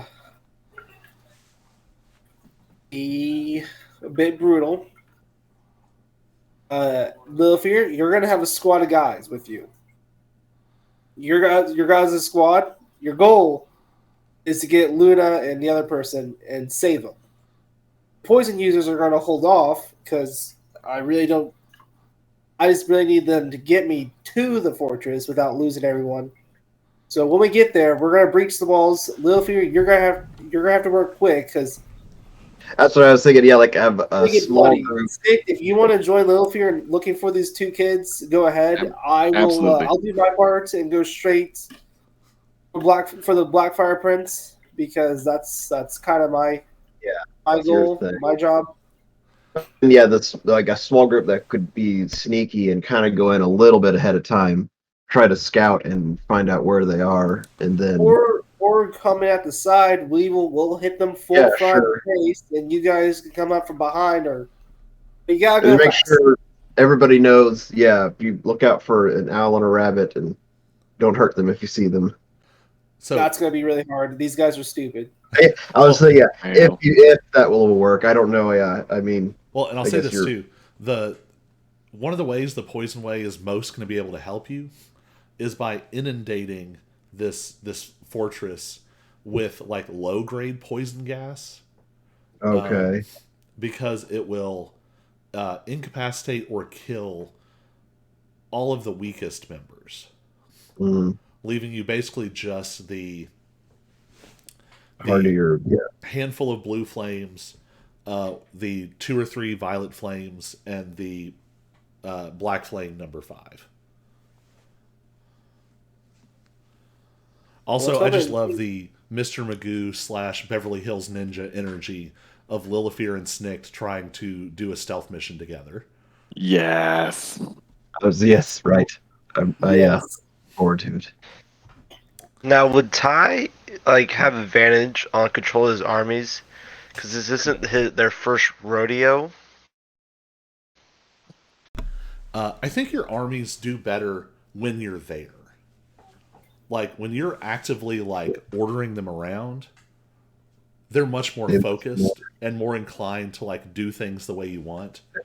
I think part of what went disastrous in the other region was that it was a lot of things they had to do apart from you. And so the Yeah. ones who got farther out, it's like your influence, the order remained, but your sort of calming, focusing presence didn't go with them. Yeah.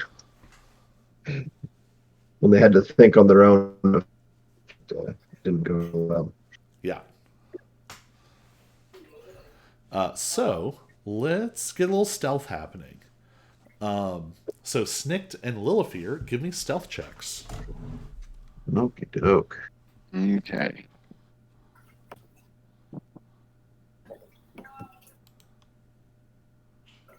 Oh yeah, and I have my hood up, so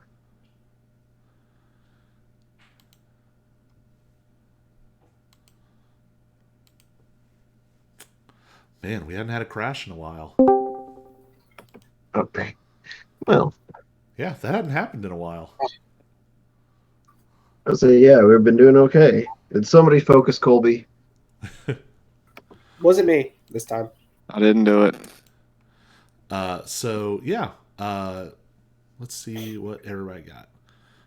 Yeah, you both had pretty good rolls. Lilifear did exceptionally well, which makes sense. You are literally like light on your feet. And Snicked And I have my is cloak. And yeah. oh yeah, in your cloak. And Snicked is just tiny. And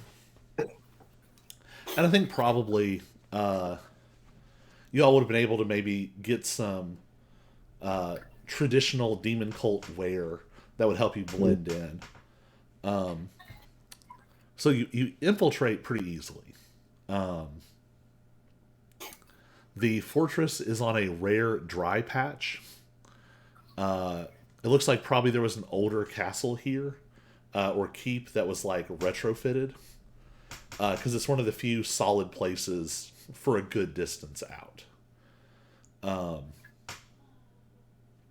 So you're able to infiltrate through the walls, just sort of easily up and over. Y'all have crazy monk powers now. Yes. Yeah, we do. So you get inside. How do you all go about looking for them? Hmm.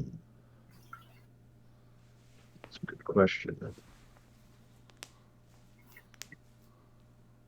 Well, let's think logically through. Is there any sort of more secure location? Or yeah, I guess if they're just being used as servants or whatever, I guess yeah, look for like a servant area, maybe. Yeah. So So where they keep low level people. let's look at what y'all Borderline. have going for you. Start calling out their names real loudly.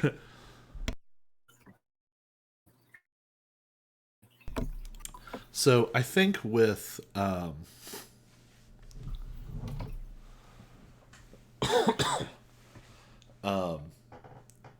have some good ideas. They're probably not. You're probably looking for like servants' quarters. That'd be a good place to start.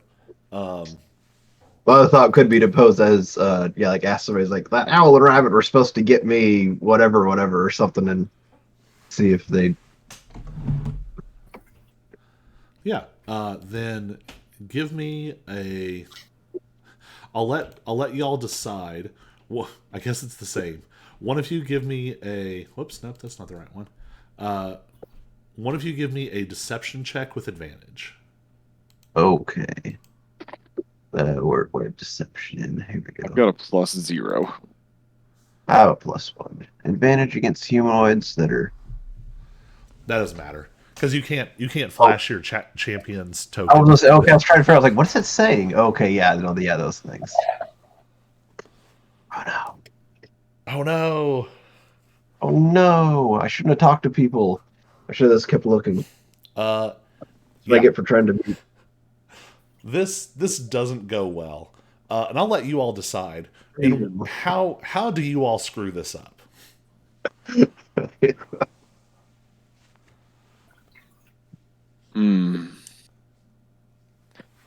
I think we get frustrated and try to flash our champion tokens. All right. So I think maybe this kind of became reflex. Like, maybe you got in the habit while you were traveling, and like you discovered that doing this got you like better food and better accommodations, and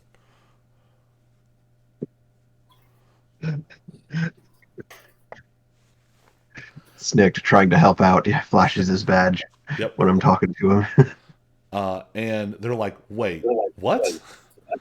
Where did you get that? Wait, why am I the one flashing the bag? You're the one who rolled poorly. I'll say he rolled with advantage, so you. Oh no, you didn't roll with advantage. I didn't. Yeah, I was say because That didn't matter, but I was letting you roll with advantage because you're lying together. Oh, right. So go ahead and roll Okay. So again. you help action. Okay, never mind. Well, here I got a 15. So Slightly better. I think the first time you try this, Snick flashes the badge, and you all basically have to like go vanish, and you leave behind a couple of sentries who are very confused. The only thing that helps is they're not super smart. Again, Yeah. this is bad magic. Demon. This is Yeah. not good stuff to do to yourself. These guys are really good at punching problems until they die, and lighting things on fire. They don't think things through super thoroughly. So there's a sense of like, that was weird.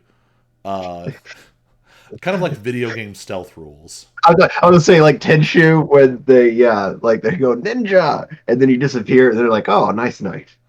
Huh, must have been the breeze. They go back to their posts. You try it again, and it actually seems to work. You find the servants' quarters, and the servants' quarters are, let's just be real, they're sad. They're not a good place to be. People are not working here voluntarily. These are bad, scary people.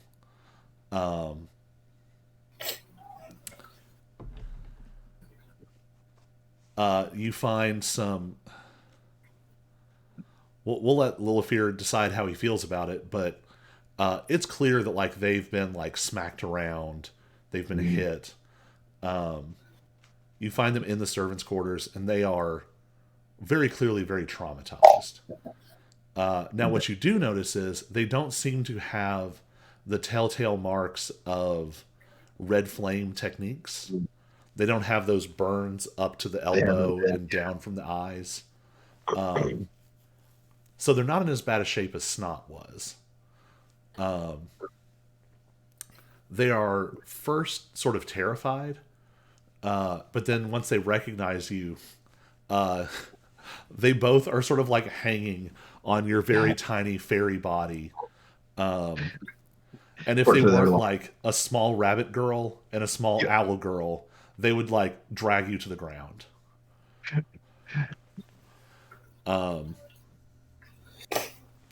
So there are a lot of other servants here. Right. Yeah. Other. Is there anything you want to try and do for them? Oh gosh. How many can we get out? I was gonna say, I guess I tell them, okay, helps on the way. Once the fighting starts, we'll try to find a way to sneak out. I mean, remember, there's very likely to be poison gas deployed at some point here soon. So yeah, I'd say we probably would get into the process of finding a way out of the city. Yeah. I mean, depending on how big it is, you can always just run and run into the Ty's forces. I was going to say, are you going to try and stealth your way back out? Or are you going to try initially, to... I would say we would try sneaking until, just until we have to run. Yeah. Just so we're not, like, drawing too much attention right away. All right. You could try deception your way out. These servants need to come with us to go harvest some plants. I do think to get the group out, this is going to be a flat deception check. Because you're lying together, but you are not great at it. Yes, yeah. Like you're trying to explain why like 30 people need to leave. Yes. Yeah. Go wrong. Works for me. Normal roll. All right, that's a natural one. We knock Literally, these guys out. We punch them right in the yeah, face. literally the first time you try this, it does not work. Uh, you are now fighting your way out. So, It's like, uh, how how are you all fighting your way out? What's the I'm vibe so- here? You're yeah, the just in moment like I realized, freeform anime mode. right? Yeah, the moment I realized, yeah, he's not buying it, I just cosmic bolt him in the face and say, "Run!" I go dragon form and go very loud. So Ty, I think from outside, uh, you just hear the loudest roar you've ever heard, and like it like seems to physically shake things. I'm guessing that Snikt has learned his new technique. Yes. So let's do a little bit of a flashback. What does it look like as Snikt studies this journal? Well, after he realizes he can't eat it, it's literally just, spare time between, going places with Ty and before bed.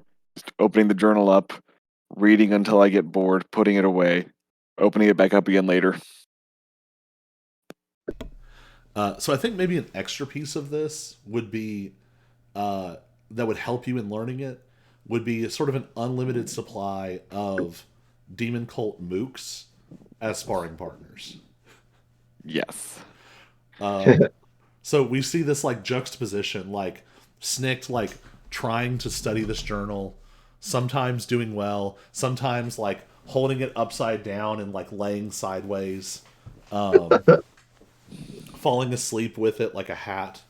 But then also scenes of Snikt like starting to master the technique and use it. Uh, and there's an emphasis on the way that his styles flow from one to the next.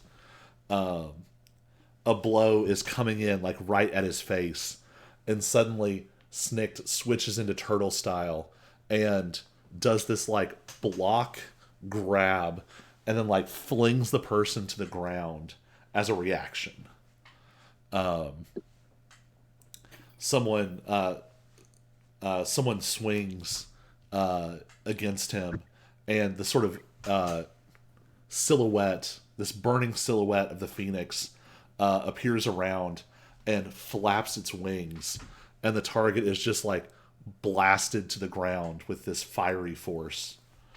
And so we cut back to the present, and this tiny kobold has roared so loud that these hardened, I mean, truly like nonsensical. Like they don't they're irrational at this point. These demonic cult members, and even they are terrified on some bone deep level, and they run out of your all's way.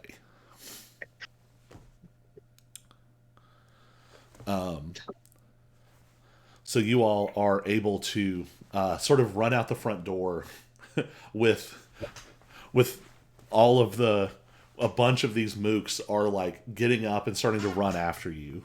So you have successfully gotten most of the servants out. Ty, what do you do? Well, upon hearing Six screech, I just like, well, the cover's blown. We're going in, and it is the gas is launched, and my demon cult army is absolutely going in to tear them apart. They get one warning: do not touch anyone not dressed like a demon cult in there. Hopefully, that the servants are not dressed like demon cults. Yeah. So this mist pours in, sort of flung over the walls. Some of it's thrown in like jugs, basically. But you also see like more proficient masters who just make this sort of like sweeping motion, and they have these huge vats in front of them, and all of this like liquid poison turns into mist and just flows up into the air, and it forms into the shape of a giant serpent.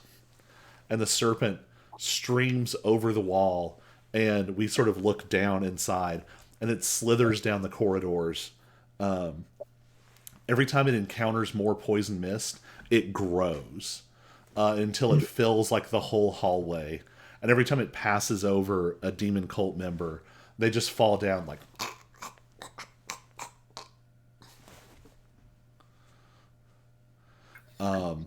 It's almost anticlimactic.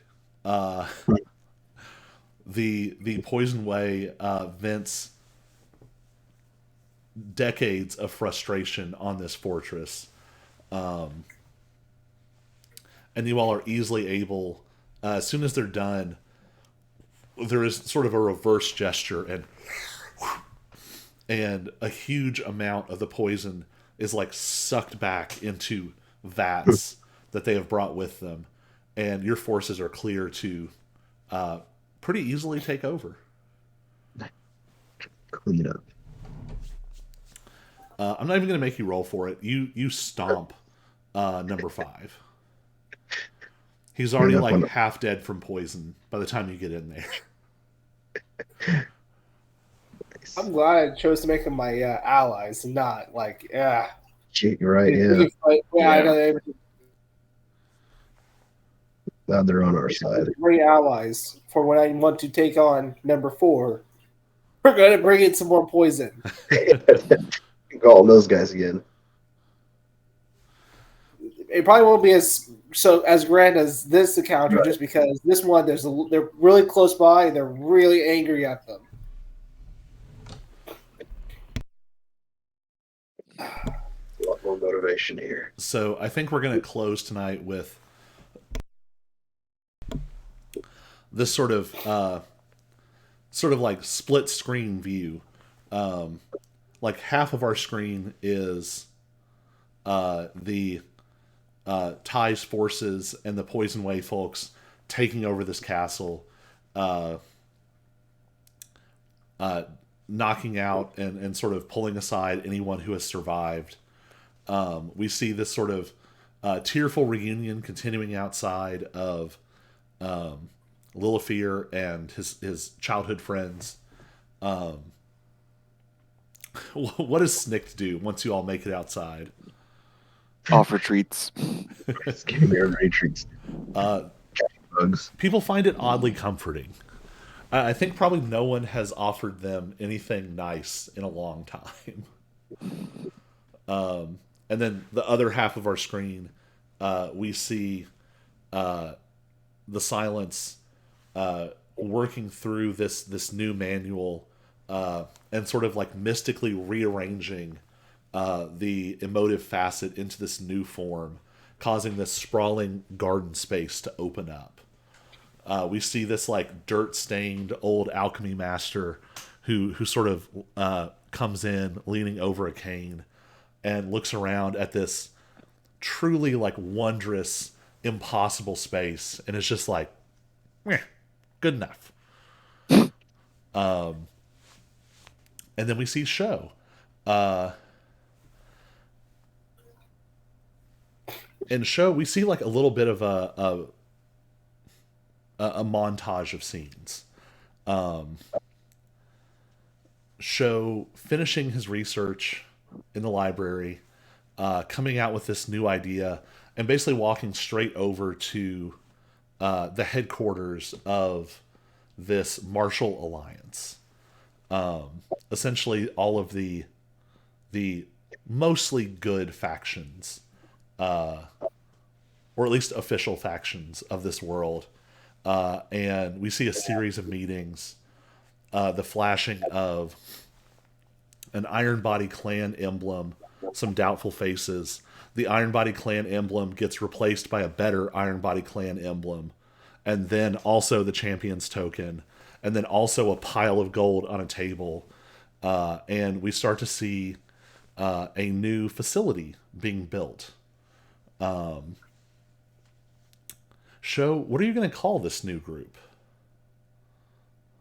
No, I hadn't thought of it yet. But what I do think is that the way I will go about it won't be a school specifically for a style, Mm-hmm. but anyone who comes out of the Day of 10,000 Fists, I will offer to come and train with me for future Days of 10,000 Fists. And hopefully some will take me up on it. Yeah. So I think we see maybe like letters and couriers and like posted notices appearing all over the realm. And we see a few people starting to like look with interest. And we see them traveling towards this place. And we see Sho standing there looking up at this big blank like sign outside that is waiting for him to name this new organization. And that's where we The will Inquisition. end. Go ahead. Oh, for sure. The Inquisition. And that's where we will end for this week. If you are interested in any of the monks that are being played, you can find them all on DM's Guild by looking up Colby Whitaker. You can also find Ilbach's Book of Cruel Curses, a supplement made for cursing your players and providing a lovely assortment of cursed magic items. There's also Horrific Heroes, a series of horror-based subclasses. We are up to, I think, our 8th subclass so far, with our remaining 4 coming in the week ahead. All right. Internet, have a wonderful evening, and I'm going to kill the stream.